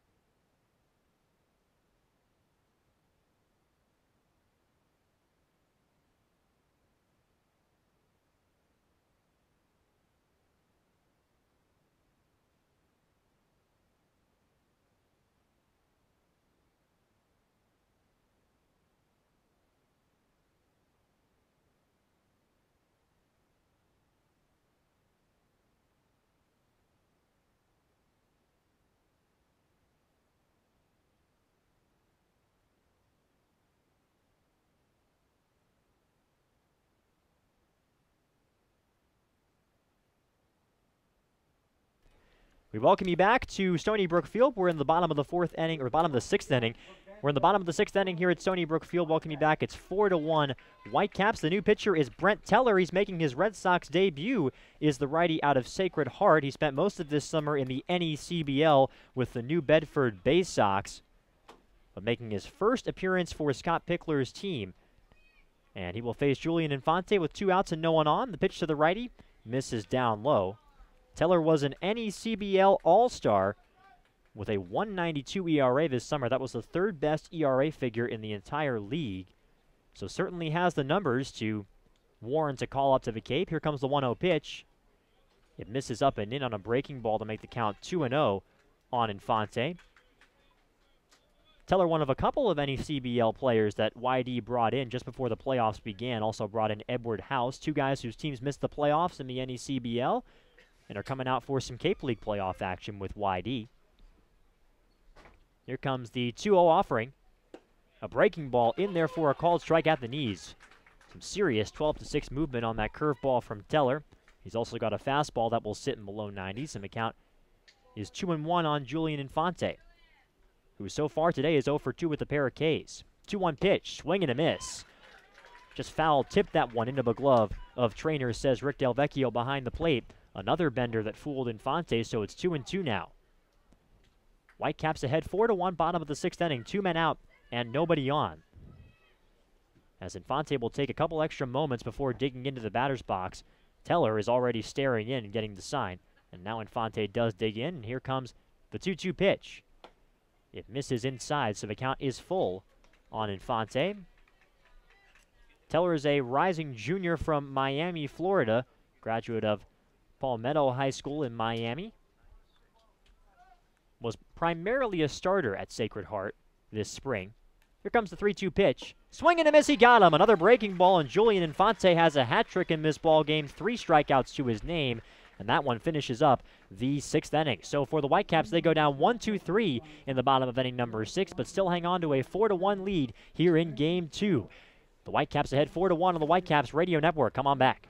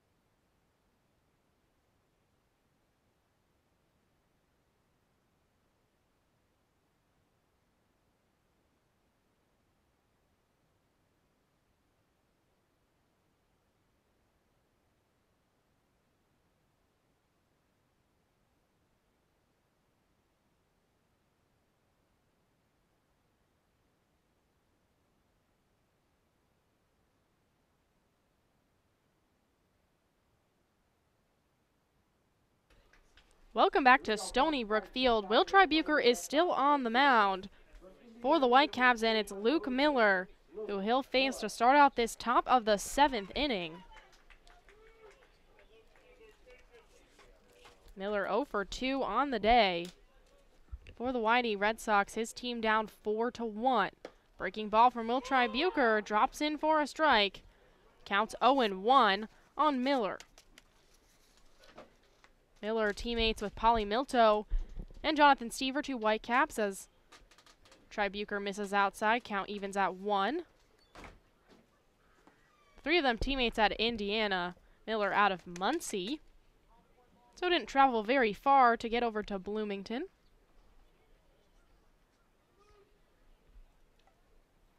Here comes the 1-1 from Tribuker. This one misses below the knees to Miller, and count moves to 2-1.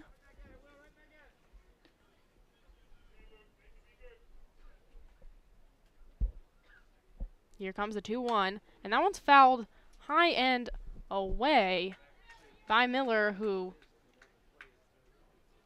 moves the count to 2-2. Miller taking a couple of practice swings and now re-enters the batter's box. Again, his team down 3 runs. Some work to do for the Red Sox as a big swing and miss from Luke Miller, and he goes down via the strikeout, and that's another batter retired for Will Tribuker. That's the 3rd strikeout on the day, also for Tribuker. That's back-to-back Ks for Tribuker in this game. And when he starts striking out batters, that's when you know he's really on, because typically he'll pitch to contact a little bit more.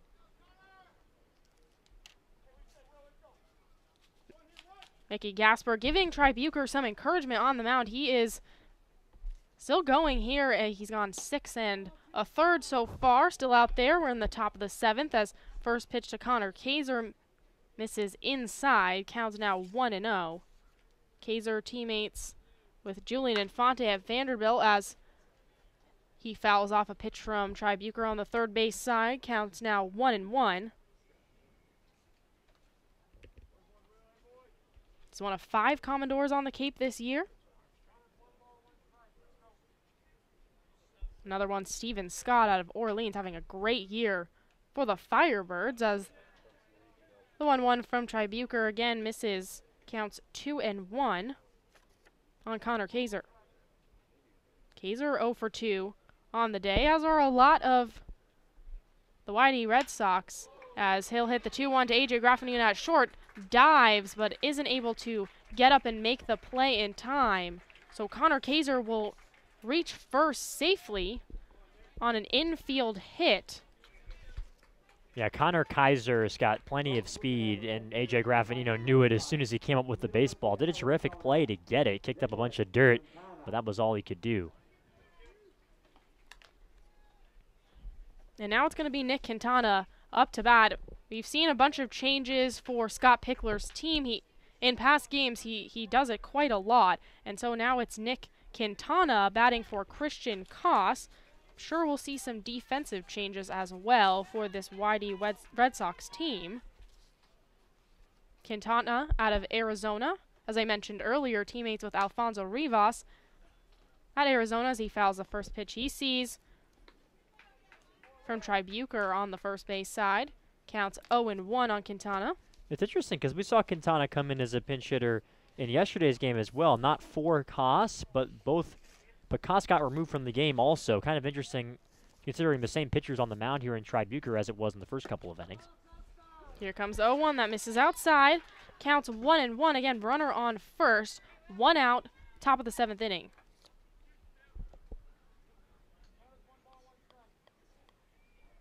Counts 1-1 on Quintana. And here comes the 1-1. A breaking ball that finds a strike zone, drops in, and the count's now 1-2 on Quintana. The honorable mention, all Pac-12 this year.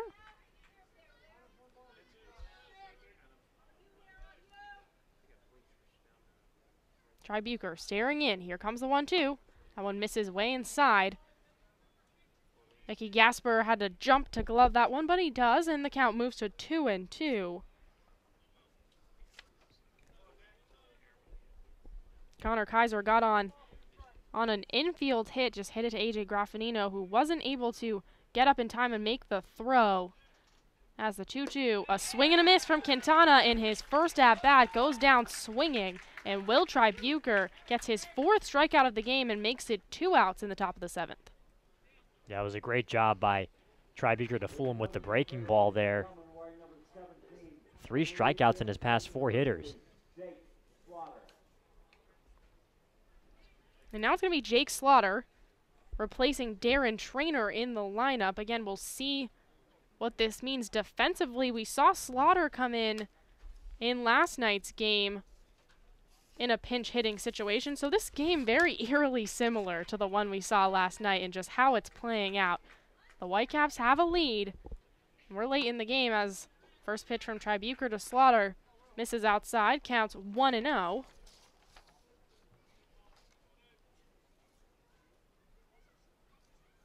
Slaughter out of Louisiana LSU,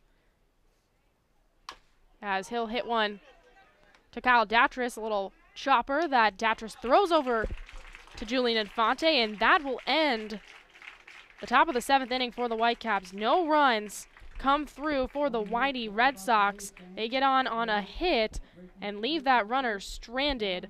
There was no errors also in that inning, so it is still 4-1. Brewster on top of the Whitey Red Sox. We're moving into the bottom of the 7th inning. Do not go anywhere. You're listening to Brewster Whitecaps Baseball on the Whitecaps Radio Network.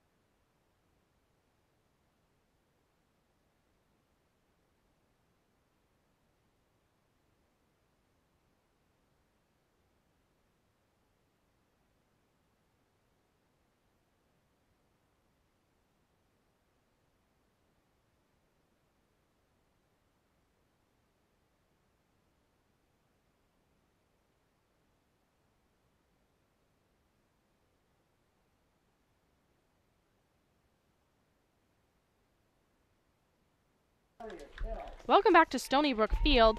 Datris, Gasper, and Costas do up for the Brewster Whitecaps, and there will be some defensive changes as per usual for Scott Pickler and the Whitey Red Sox as the first pitch to Darius Hill misses inside. Counts now 1-0. It's going to be Nick Quintana over at third.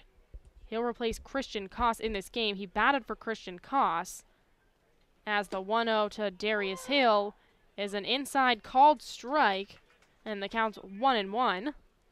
And then it's going to be Mike Casala behind the plate. Now Jake Slaughter just batted for Darren Trainer as Darius Hill hits one that is just foul on the first base side. That one just a couple of inches away from being a nice first base hit, but the count is now 1-2 to Darius Hill. Again, Teller's still on the mound, and it's Casala behind the plate. And he will be batting for Jake Slaughter, who just had the one at bat. As a breaking ball from Teller misses outside, counts 2-2 on Darius Hill.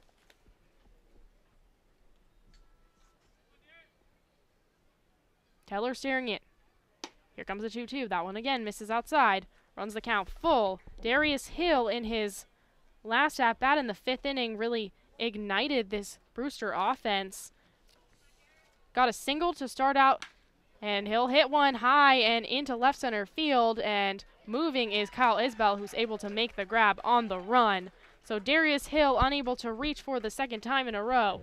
He goes down via the pop fly, and now it's A.J. Graffinino's turn.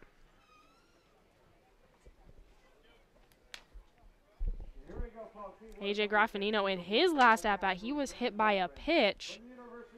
Really got him right in the back, and that one looked pretty painful to Graffinino, but he was able to shake it off, get to first, and then ended up coming all the way home on a wild pitch from John Rooney. That made it 3-1 as the first pitch Graffinino sees from Teller is a called strike. Counts 0-1. Teller came in for Rooney with just one out left in the last inning as Graffinino hits one hard into center. Moving back is Kyle Isbell. He makes the catch, and that's 3 straight retired for Teller.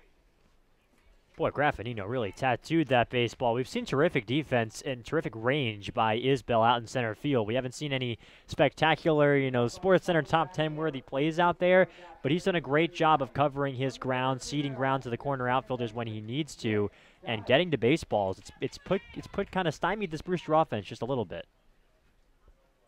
First pitch from Teller to Nick Dunn Misses outside. Counts now 1-0. Last time we saw Nick Dunn at the plate, he had a hard hit double. It was a ribby double that brought in Darius Hill as the next pitch again misses from Teller. Counts 2-0.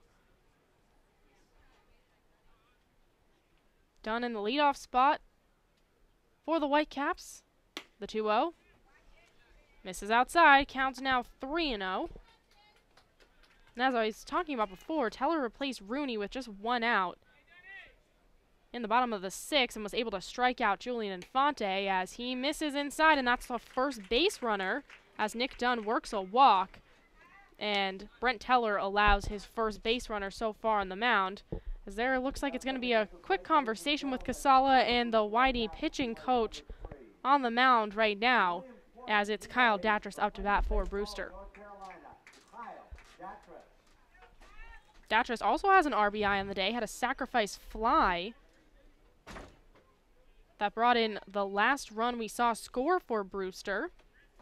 That was Nick Dunn himself, who's out first right now for the Whitecaps. So Teller back on the mound, and Kyle Datras in the batter's box, ready to go here in Brewster, Massachusetts. Here comes the pitch. Shows bunt as Datras, and that one gets behind him. Foul. So the count's 0-1. Datras just unable to bunt that one down. And it got behind him, so the count's, again, 0-1. Brewster trying to extend their 4-1 lead in the bottom of the 7th. There is 2 outs and a runner on first.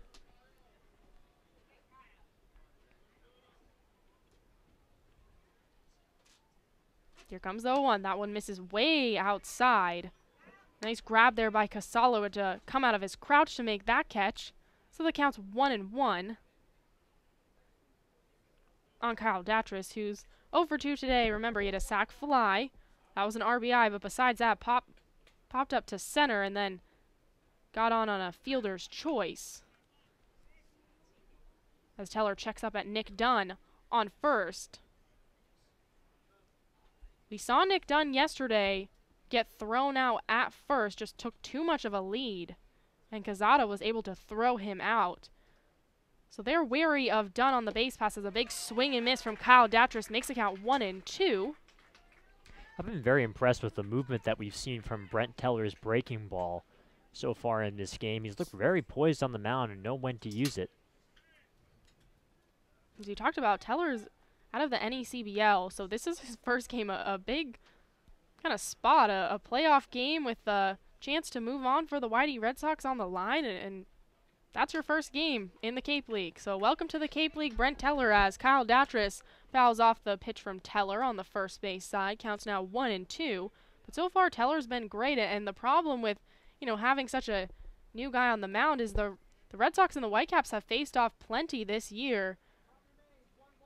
7 times to be exact, so they basically know each other in and out and really have faced almost all the pitchers.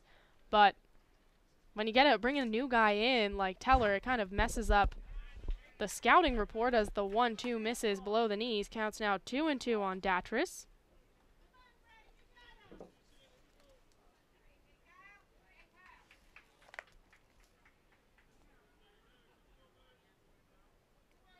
Nick Dunn with a little bit of a lead over at first, and here comes the pitch from Teller. This one chopped to third. Quintana, or the shortstop, moves over and throws out. Connor Kaiser threw out Nick Dunn, the throw was not in time. Nick Dunn, with the speed he has, was able to get there. That one was a tough hit by Kyle Datras. An infield single, though, for Kyle Datras. He moves Nick Dunn to second as it looked like the third baseman Quintana was going to get that one. It just kind of chopped over his head. A good job by Connor Kaiser in covering Quintana on that. Kaiser ended up calling it, but the throw to second was just not in time. And so Nick Dunn is at second, Kyle Datras is at first, and Mickey Gasper is up at the plate for the Whitecaps. Here comes the pitch from Teller. That one just misses outside. Counts 1-0 on Gasper. This would be big for Brewster. If they learned one lesson yesterday, it's that it ain't over till it's over in baseball. You can't have too many insurance runs. Gasper would, I'm sure, love to extend this lead a little bit more. There is 2 outs. As Teller misses again outside, a breaking ball from Teller. Counts 2-0 on Gasper. Gasper struck out on a big cut swing in the first inning and then had an RBI single in the third to make it 1-0. And his last at-bat in the 5th popped up foul as he sees a strike from Teller. Counts 2-1 on Gasper. But Gasper has come up countless times for the Brewster Whitecaps in big spots. Got the captain's award for the Whitecaps, also got MVP of the team. Really just an all-around player for Brewster, and really if they could name a captain at the beginning of the year, I think it would have been Mickey Gasper all along. Here comes the 2-1. That misses outside. Counts now 3-1 from Teller.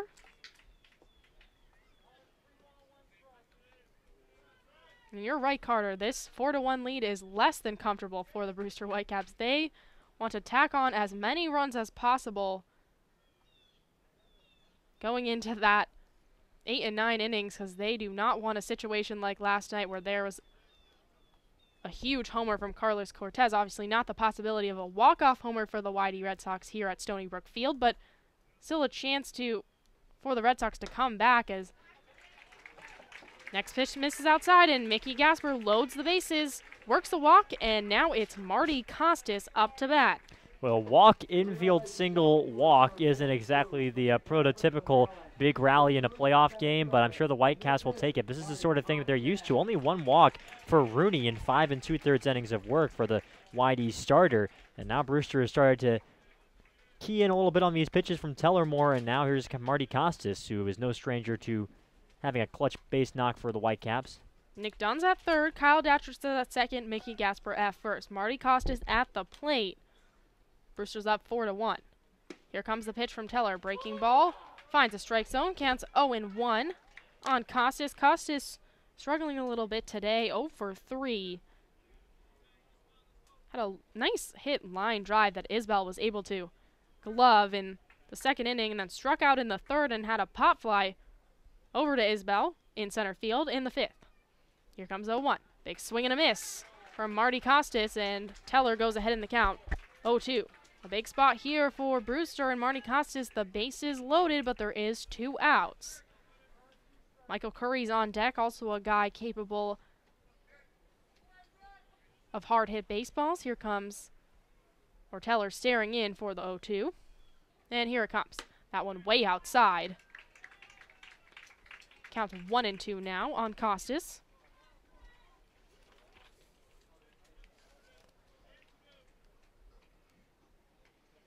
We've seen Marty Costas have plenty of home runs on the Cape League thus far. But right now, just looking to bring home at least Nick Dunn, who's over at third. Here comes the 1-2, a big swing and a miss, and Marty Costas goes out with the strikeout, and Brewster leaves 3 stranded. They get just one hit, but again, leave 3 stranded. No runs come through for the Whitecaps, but they still lead 4-1. We're through 7 innings of play. The final 2 innings on their way. Don't go anywhere. You're listening to Brewster Whitecaps Baseball on the Whitecaps Radio Network.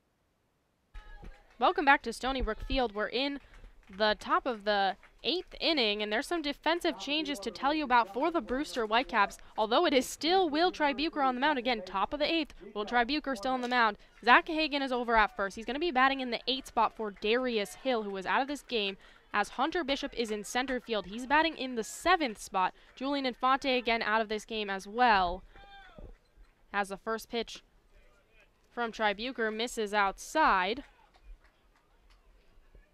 And the count's 1-0 on Nico Horner, the leadoff hitter. And Marty Costas moves to left field for the Whitecaps. That's it for the defensive changes, as the next pitch from Tribuker misses 2-0. Now to Nico Horner. Horner and the rest of the Whitey Red Sox trying to mount a comeback as Tribuker finds a strike zone with a fastball there. Counts 2-1 on Horner. The Red Sox are down 4-1. Again, top of the 8th, nobody out, as this is the first batter. Horner chops one to A.J. Graffinino at short. Quick throw from Graffinino to Gahagan, and that is going to be the first out of this top of the 8th inning. Terrific play from A.J. Graffinino, charging to field that slow roller. You have to have quick hands, and that's his specialty to get the speedy Horner. A very important play to prevent a speedy leadoff hitter from getting on. Now Tribuker can stay in his rhythm, pitching out of the windup, and Brewster can prevent one of the best base-stealing threats on this YD team from wreaking havoc out there. Now it's going to be Kyle Isbell up to bat, the number 2 hitter today for the YD Red Sox. 1 out, and here comes the first pitch from Tribuker. Almost showed bunt there, did Isbell, but then brought it back as that pitch missed, and the count's 1-0.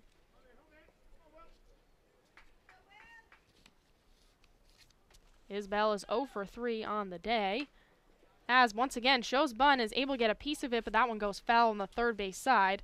Counts now 1-1 on Isbell. Again, Isbell 0 for 3 on the day. Had a strikeout in the first, a line drive, a hard hit line drive to left in the 4th, and then had a pop fly also to left in his last at bat in the 6th. Here comes the 1-1, and that one once again fouled, but this time swung at it, did Kyle Isbell. The count still moves to 1-2.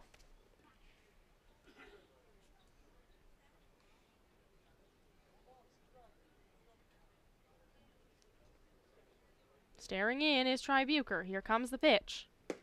And that one paints the outside corner for strike 3, and that is 6 strikeouts for Will Tribuker on the day. He has been absolutely fantastic.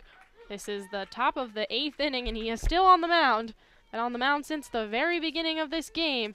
And Jamie Shevchuk, can see him over in the dugout. Doesn't typically show a lot of emotion, but just saw him point at Will Tribuker. Very happy with what he's seen, because there is now 2 outs. And now it's going to be Carlos Cortez, though. This is a dangerous guy, as Cortez shows bunt, then brings it back, as that pitch was low from Tribuker. Counts 1-0.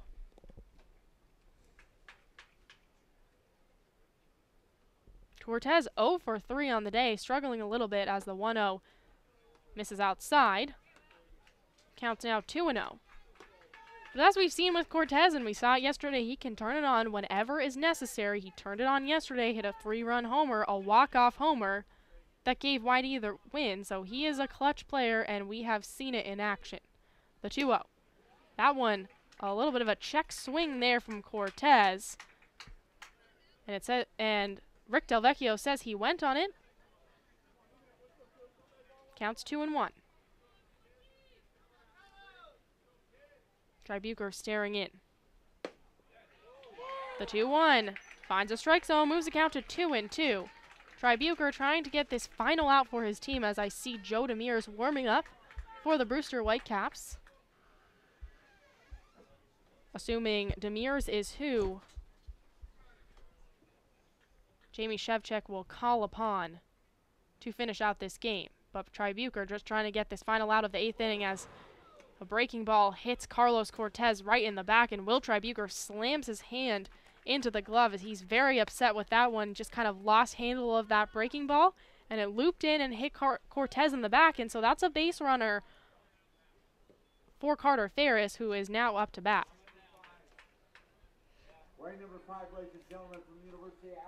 And Jamie Shevchik is walking out to have a conversation with Tribuker,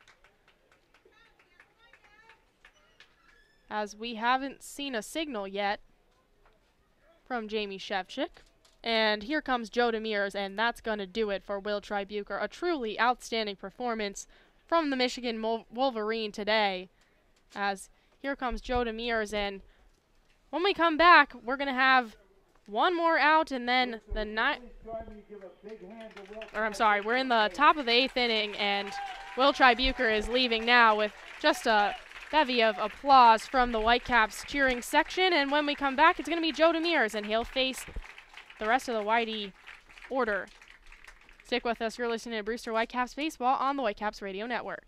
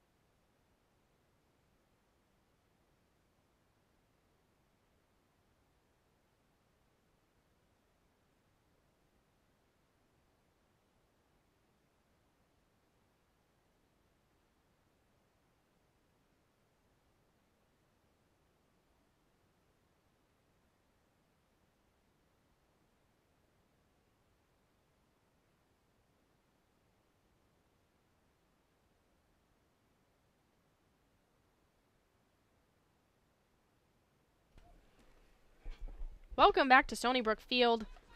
Joe Demers is now on the mound. He replaces Will Tribuker, and he's going to face Carter Ferris in the first batter for Joe Demers in playoff baseball. We saw Joe Demers warming up a little bit yesterday. Jamie Shevchik just kind of taking precautionary measures in case that went extra innings. It did not, because there was a walk-off home run from Carlos Cortez, who is now at first. Here comes the pitch to Ferris. That one misses high. Counts 1-0 on Ferris. Ferris has had a good day for himself, as he got a single in the 5th and walked in the 4th. Does have an RBI to his name as he hits one high and into center field. Moving back is Bishop, and he makes the play, and that completes the top of the 8th inning. Joe Demers comes in, does his job, gets the one out that he needed to get, and Brewster avoids any comeback rally in this top of the 8th from the Whitey Red Sox. No runs come through. The score is still Brewster 4-1. We're through 7.5 innings of play. Don't go anywhere. You're listening to Brewster Whitecaps Baseball on the Whitecaps Radio Network.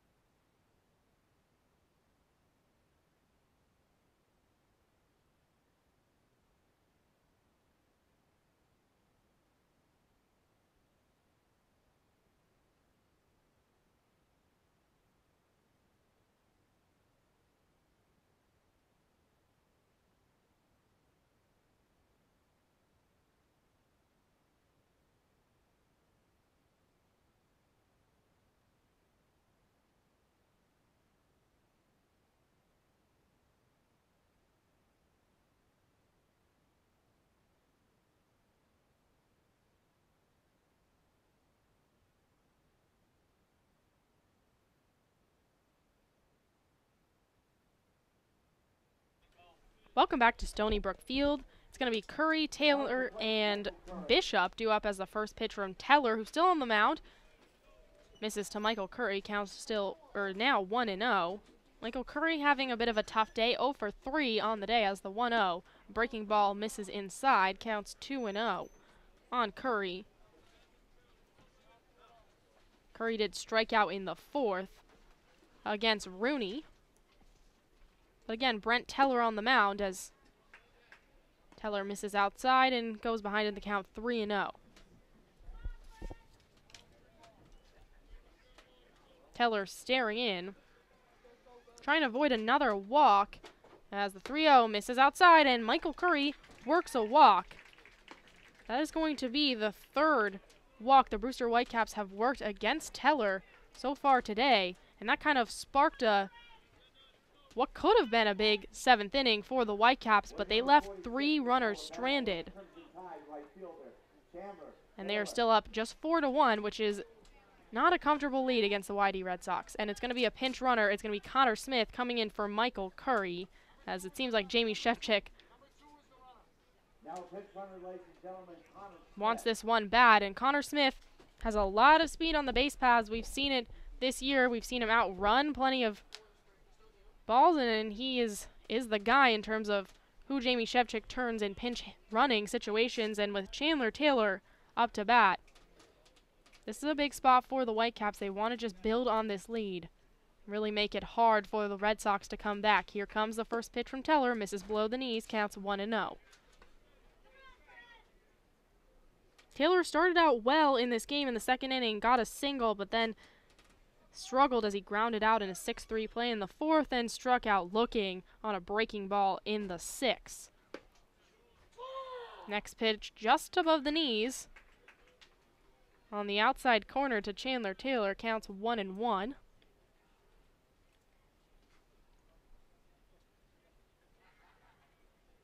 Again, Connor Smith at first for the Whitecaps, no outs. We're in the bottom of the 8th inning.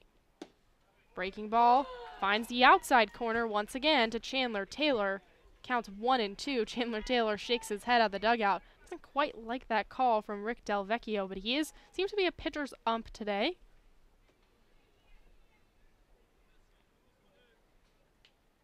Taylor ready for the 1-2.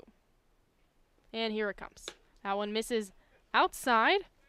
Counts 2-2 now on Chandler Taylor.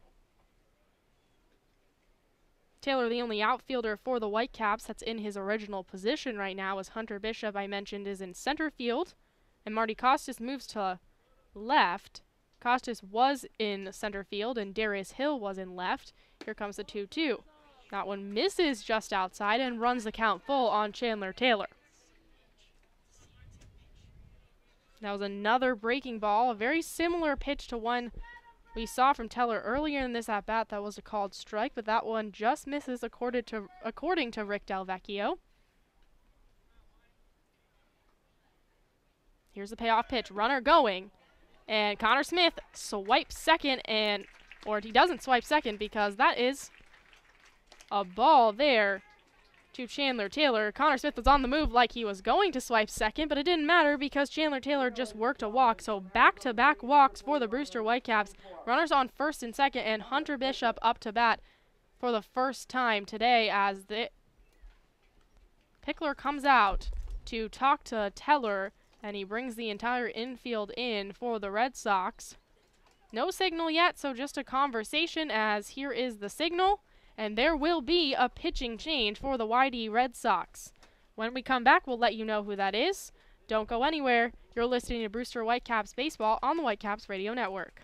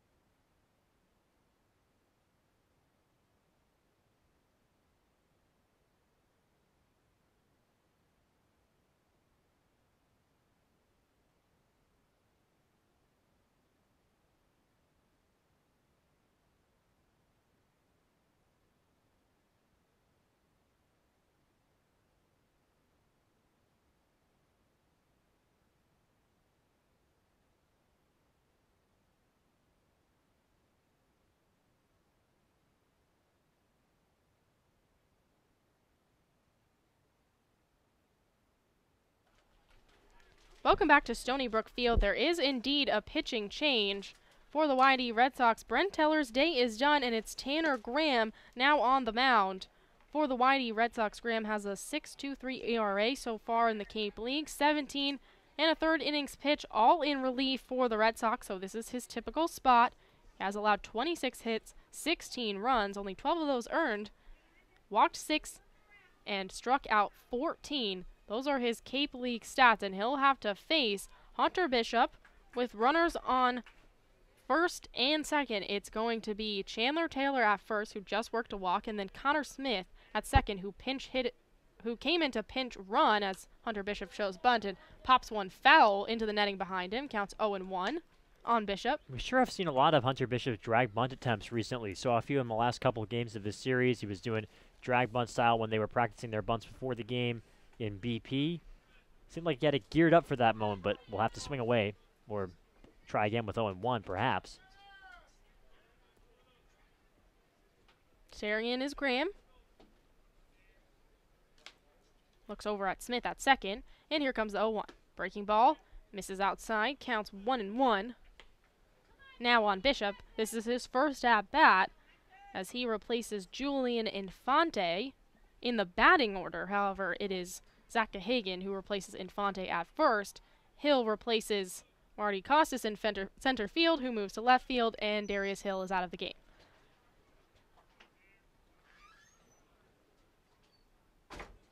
Graham staring in, and Bishop calls for time. Count still 1-1. Definitely a strategic move by Jamie Shevchik, as Julian Infante had struck out in all of his at-bats, as Graham will check over at second. Smith able to get back to the bag in time. Count still 1-1.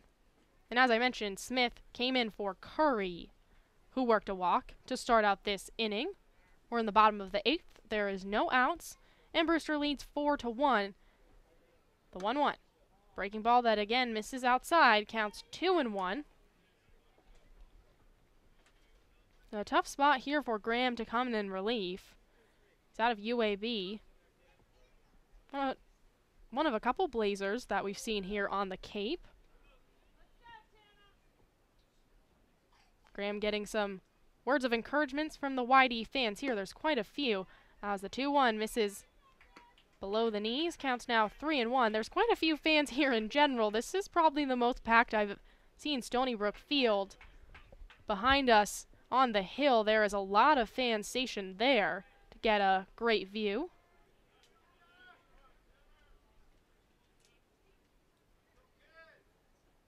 Here comes the 3-1. That one in for a called strike on the outside corner, and the count is now full to Hunter Bishop.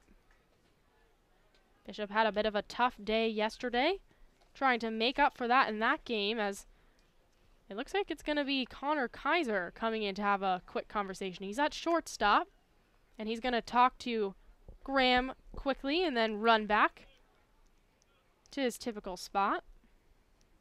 As I mentioned, Hunter Bishop struck out 3 times yesterday. He did work a walk, but was left stranded at second.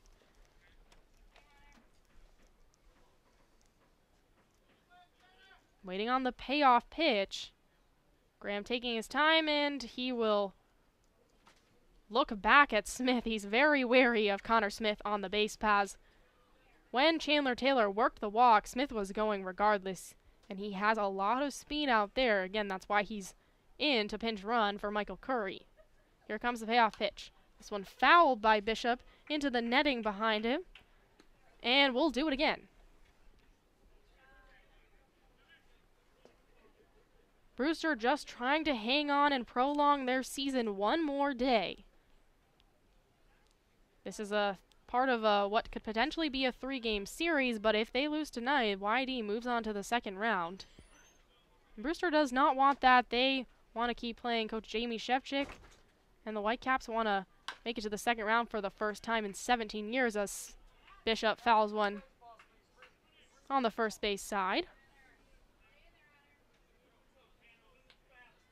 Count still full on Hunter Bishop, who's really making Graham work, and the the first batter he faces. This is tough for Hunter Bishop. I know it's not a pinch hitting situation. Technically, he's not just grabbing a bat off of riding the pine. He's been out in center, but this is the first at bat that he's come in and had, and he's doing a terrific job, as you said, Maura, just seeing everything that Graham has to offer. Comes the payoff pitch once again, misses below the knees, and Hunter Bishop loads the bases for the Brewster Whitecaps with no outs. And now it's Zach Gahagan's turn, another guy who kind of came in off the bench. He was over at first, but now this is, once again, his first at-bat for the Whitecaps in a huge spot. Brewster wants to extend their lead. They're up 4-1 in the bottom of the 8th inning. They want to seal the deal on this win. Really does seems like as soon as Rooney was removed from the game, Brewster got back to their traditional ways of drawing walks. I mean, we've seen so many of them since Rooney left the ball game, and 3 in this inning to load the bases. And now Zach Gahagan will be grabbing a bat for the first time.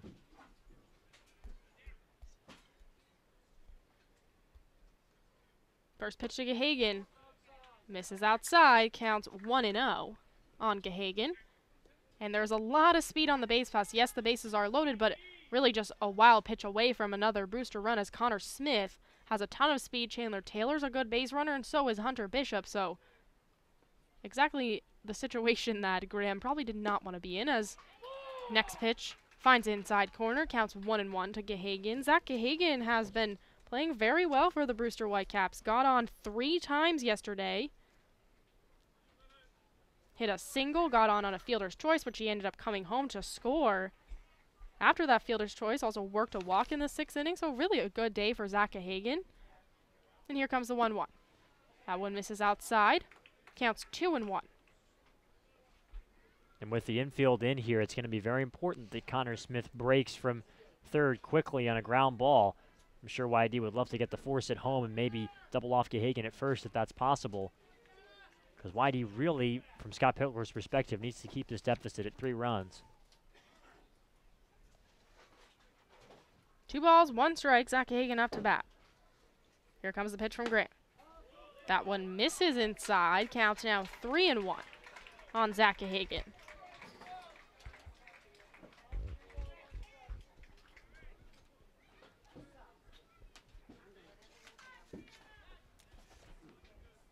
Zach Gahagan steps out of the batter's box, takes a deep breath, and now re-enters. Trying to get his 3rd RBI of the year, as the 3-1 finds the outside corner. Count now runs full on Zach Gahagan. The 2nd full count in as many batters from Graham. He's only faced 2 batters, and both of them have really battled in their at-bats.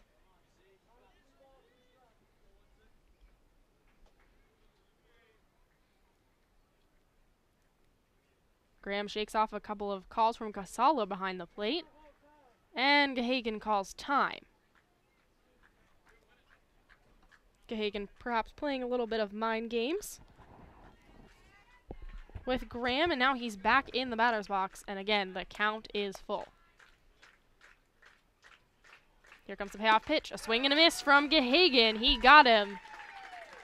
A big strikeout there, and the first one of the game for Graham, but the bases are still loaded, and Scott Pickler is going to come out on the mound, as it looks like there is going to be a pitching change. We just saw the signal, and so Graham's day is done on the mound.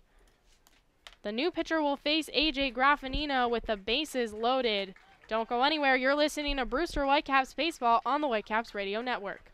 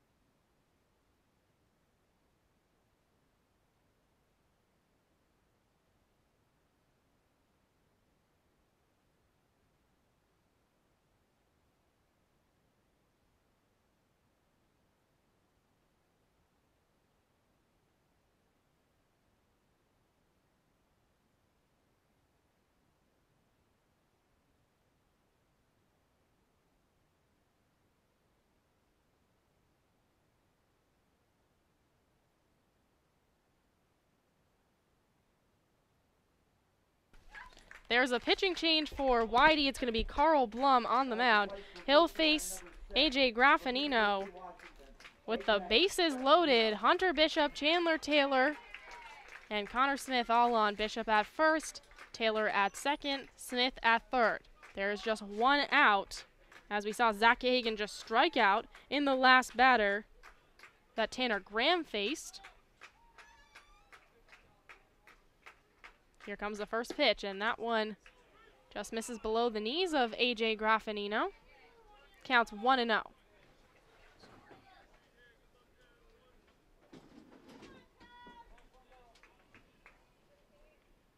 Graffinino's had a bit of an interesting day in terms of how he's gotten on.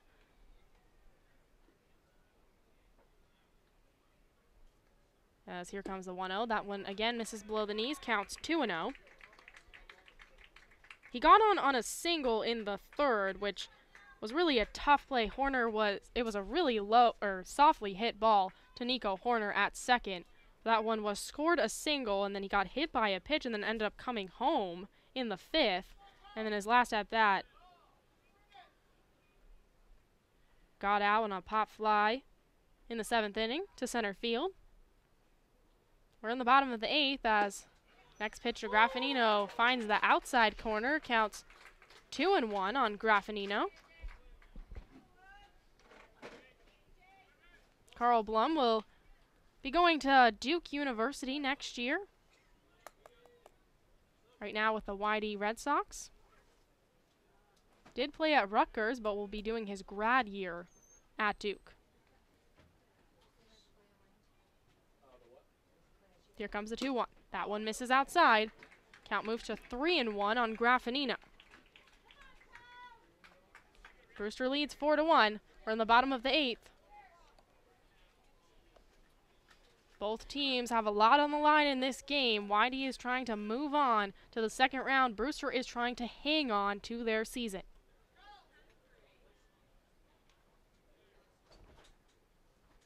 Here comes the 3-1.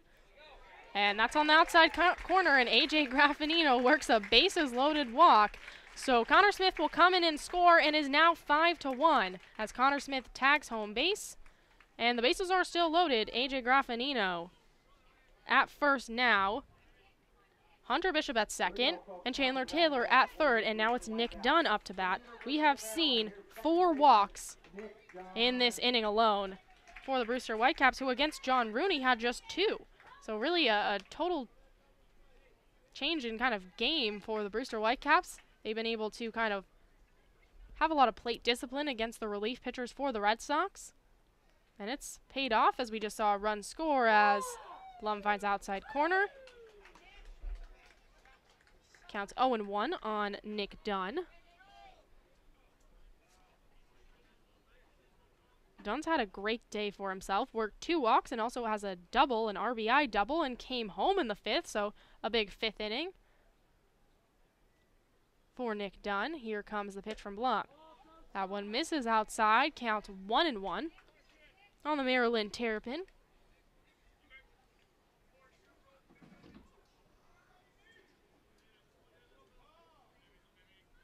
Staring in is Blum.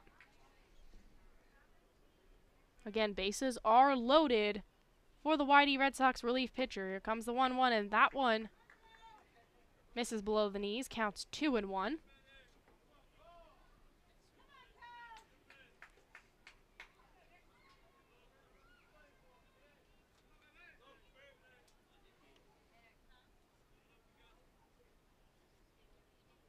Swiveling his head is Blum, and here comes the 2-1. That one misses below the knees again, and the count is 3-1 on Nick Dunn. Trying to work his 3rd walk of the game.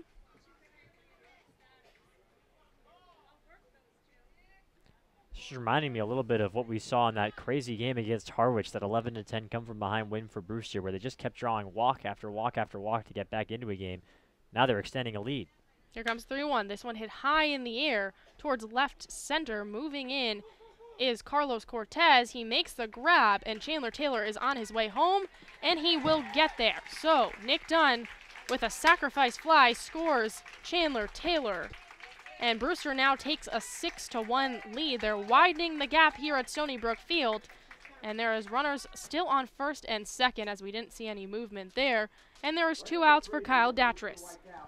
Doing his job there did Nick Dunn, and I'm sure Jamie Shevchik is much happier with a 6-1 lead than a 4-1 lead. I know it sounds kind of basic, but it feels like the 2 runs they get a little bit more of their proportional weight on the scoreboard. Because now for Brewster, it's going to take a really terrific rally from YD in the ninth to come in and even the ball game up. And Blum will throw it over to Quintana at third, who will step on the bag just to make sure that everybody tagged up on that play. They did. Just a little precautionary measure. We've seen it happen. The Whitecaps were able to pull that one off against Kobe Vance at Harwich, so just always good to check up, and they do, but there are still runners on first and second, and 2 outs for Kyle Datris. Here comes the pitch to Datris. That one's inside and low, hits the dirt. Counts 1-0 on Datris, who himself had a sacrifice fly in the 5th. And that play happened against YD as well. I'm sure Scott Pickler hasn't forgotten that Brewster was able to catch a guy in that way. So doing their due diligence. Here comes the 1-0. That one finds a strike zone, counts 1-1 on Datris. Datris also had a single in the 7th, but was left stranded in a bases loaded situation in the 7th. He was left stranded on second.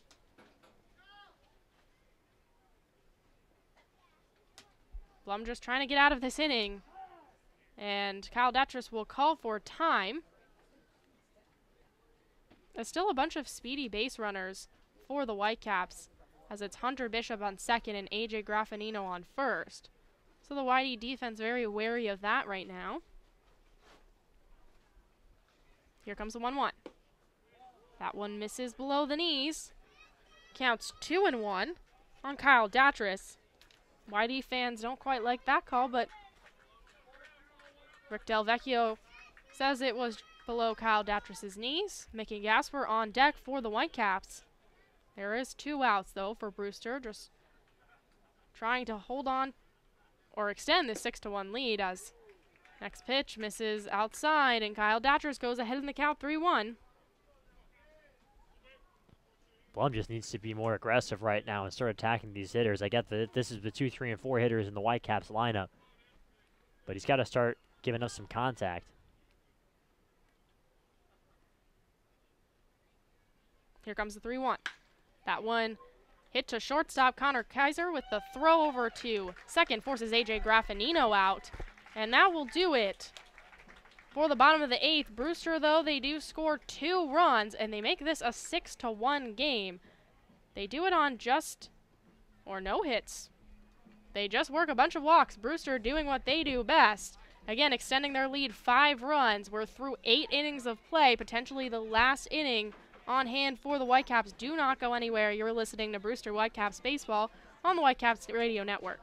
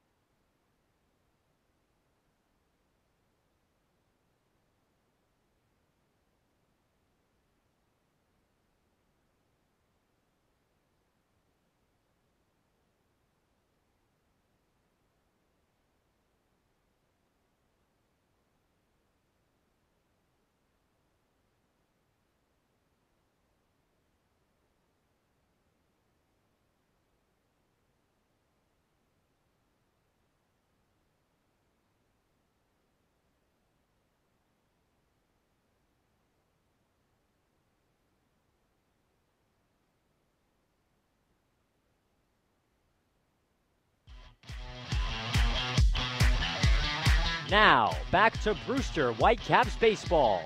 Here are Carter Wadil and Maura Sheridan. Joe Demir still on the mound. It's going to be Rivas, Miller, and Kaiser up to bat for the YD Red Sox. They're trying to work a rally down 6-1 as Rivas hits one, and it's going to be Nick Dunn running in, makes the throw to Zach Gahagan, and he is out. Alfonso Rivas just hit a little bit of a blooper that went over the glove of Joe Demers.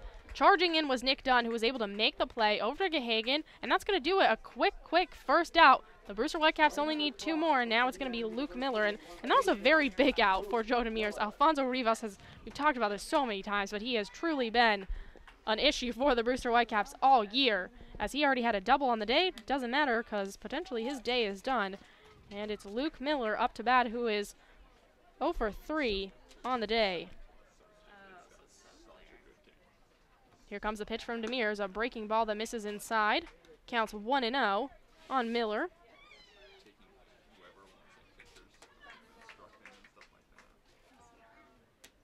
Demers with the 1-0. That one misses outside. Counts now 2-0 on Luke Miller.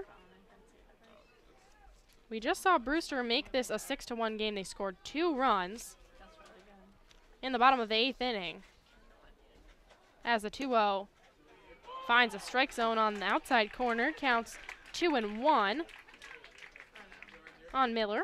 Miller shaking his head, didn't quite like that call. But we just saw Brewster work 4 walks to make this a 6-1 game. As Joe Demers once again paints outside corner and moves this count even at 2-2.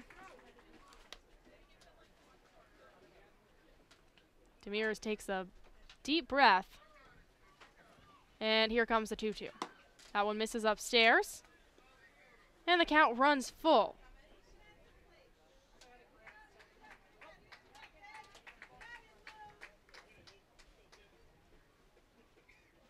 Here comes the payoff pitch from Joe Demers. This one hit high into center field. Moving back is Hunter Bishop. Looks like he's parked under it and gets the grab. That one hung up there for quite a while, but that's 2 up, 2 down for Joe Demers in the top of the 9th, just 1 out away from securing a win over the YD Red Sox and evening this series at 1-1. That was a mile high, wasn't it? Just barely got underneath that one, did Luke Miller. Wound up being a pretty straightaway fly ball for Hunter Bishop, but reason for Joe Demers to kind of take a deep breath. Now it's Connor Kaiser with the last chance really for YD. A big cut on and miss there from Kaiser. Counts 0-1.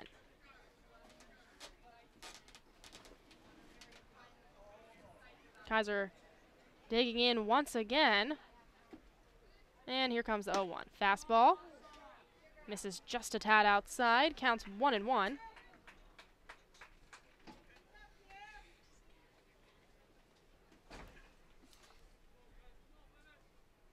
Joe Demers with the 1-1. That one misses way outside. Counts 2-1.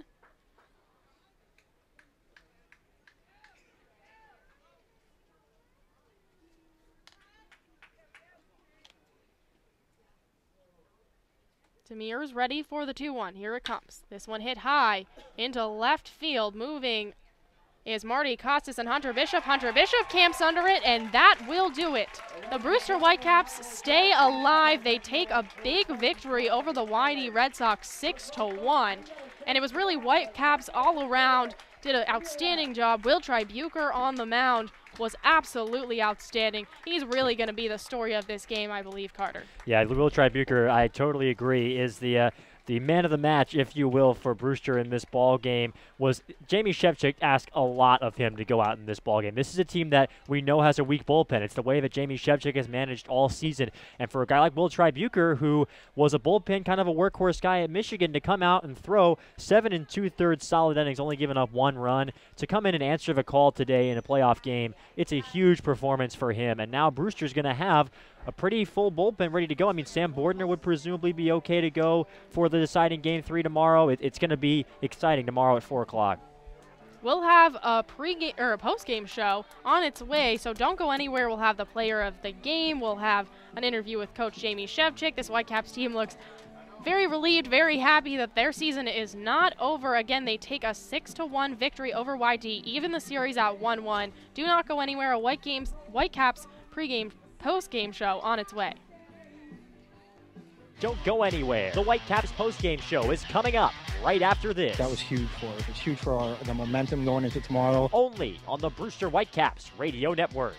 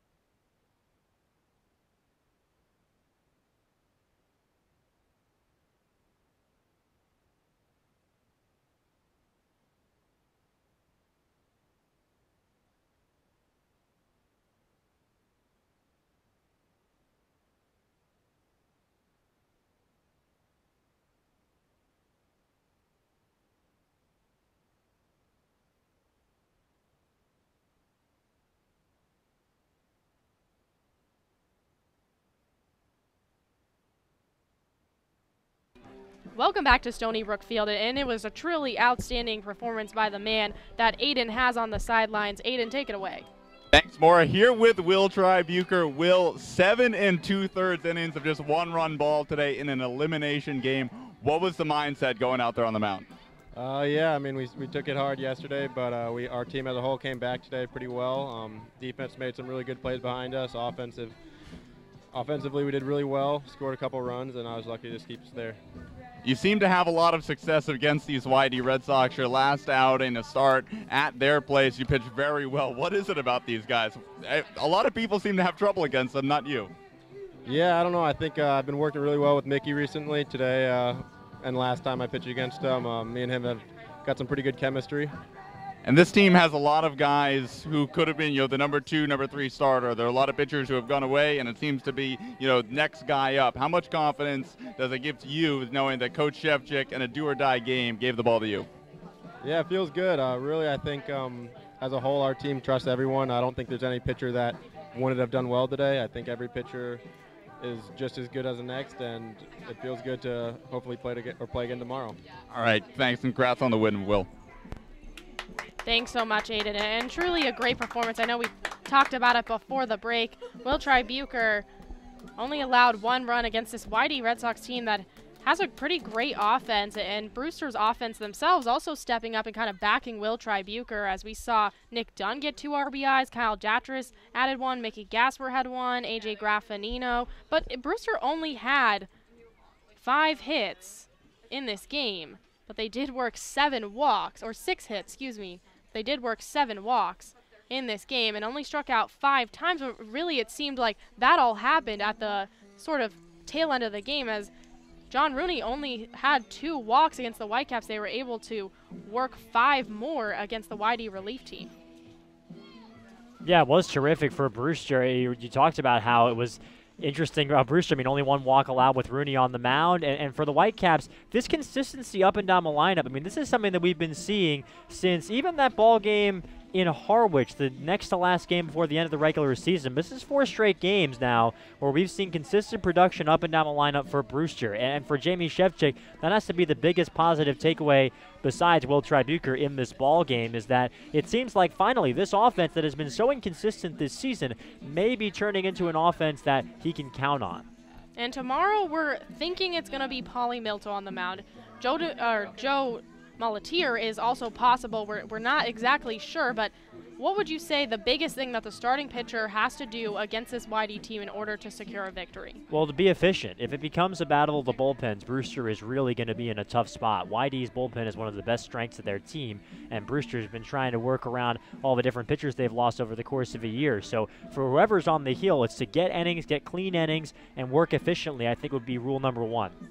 And Aiden Doyle has Mickey Gasper once again probably going to be a bit of a different tone today in Aiden's interview with Mickey. So Aiden, take it away. Thanks, Maura. Here with Whitecaps catcher Mickey Gasper. Mickey, you drove in the first run of the game today to give the Whitecaps a 1-0 lead. How important was it for your team to strike first? Coach Chev always talks about, setting the momentum early and, the first inning and, the first couple innings set the tone for the rest of the game. So we were able to do that today. Will pitched great his all 8 innings, so he started out hot and we were just able to scratch one across first. You mentioned Will. I talked to him right before you. He said he seems to have a lot of chemistry with you. What's it been like, Will, working with Bucher? He's just lately he's been able to execute everything. Fastball, curveball, changeup, all for strikes. And his fastball's got a lot of movement. So he's a really dynamic pitcher, and he's just been able to command, locate, and get ahead of hitters. So he's just been pitching well. He's also had an incredible amount of success against these YD Red Sox, a team that has been tough on a lot of pitchers this year.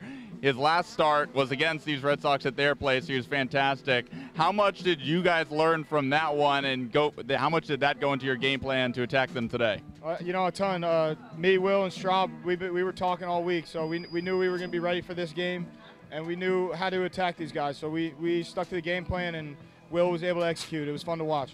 And we talked to you after yesterday's heartbreaking loss. You said you're going to come back, you're going to win Game 2 here at Stony Brook Field and take Game 3 at their place. How does it feel to actually take Game 2 with your backs against the wall? I said don't let us win today. They did. They let us stuck around. So tomorrow's a new day. We're going to be ready to go, and I'm excited for the challenge. Another do-or-die game. All right, congrats on the win, Mickey.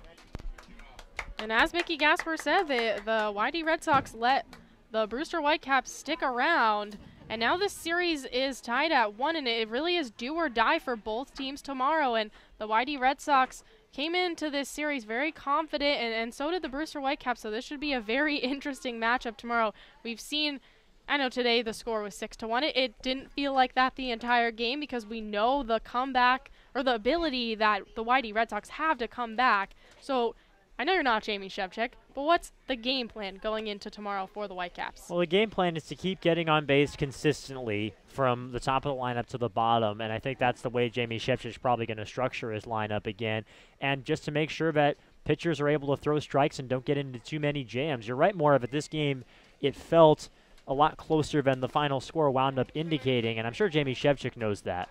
And Aiden Doyle has Jamie Shevchik, the winning coach, with him right now. Aiden, take it away. Thanks, Maura. Here with Whitecaps coach Jamie Shevchik. Coach, big story of the game, Will Bucher, 7 2/3 innings, giving up just 4 hits, 1 run, 6 Ks. What do you have to say about your starters today? Hopefully he's rested up for tomorrow. I'd like to get another 7 out of him tomorrow. We'll be in good shape. He threw exactly like he did the last time he pitched against these guys. Spotted up his fastball, mixed up, changed his speeds, and had him off balance. So it was a great outing, and especially for somebody to come in here and do that when we really needed it. As Michael Curry goes bowling, I guess we're the Pins coach. But here, obviously yesterday was a heartbreaking loss on the walk-off 3-run home run. What does it say about this team to be able to come back home, bounce back, and get a victory to even the series at 1? Well, if it was a one-game series, it would have been heartbreaking. But it's a best of 3, so you've got to win 2. I give our guys a lot of credit because they could have folded it up, especially after that loss. Now it's one game. It's one game. Survivor, the survivor advances, and we go from there. So it's anybody can win tomorrow. So, at this point, we have nothing to lose. They have everything to lose. So the pressure is definitely on them, not us.